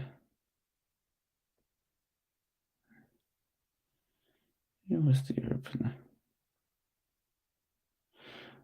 Oh yeah, it was Medic versus Orbai. Orbai gets the submission round 2. And then obviously Peyton Talbot gets his first ever career win by submission against Nick Aguirre. So yeah, great card. Thank you everyone that's watching. Yeah, great to do another watch long. It's a different one because it's not a fight. It's not a numbered card. It's not a big card, but I thought since it was a good time in the UK, yeah, but thought we'd get the card on, to get the watch long done. Yeah, next up, I'll probably do a video tomorrow, looking at fights to make off the back of this. Then obviously we'll move into next week. There's some big stories about PFL, Bellator, so I may do a video on that. Obviously, channel links are in the description for the Sanderson Show and for Jamie Phillips Football Chats, as we'll be back together soon, probably sometime next week for Combat Catch Up. Just depends on what the schedule is. But yeah, everyone that's tuned in, make sure smash the like buttons, hit the subscribe button, as we're on the way to 200 subscribers. Massive thank you to everyone that's tuned in this evening, and I will see you all very soon. See ya.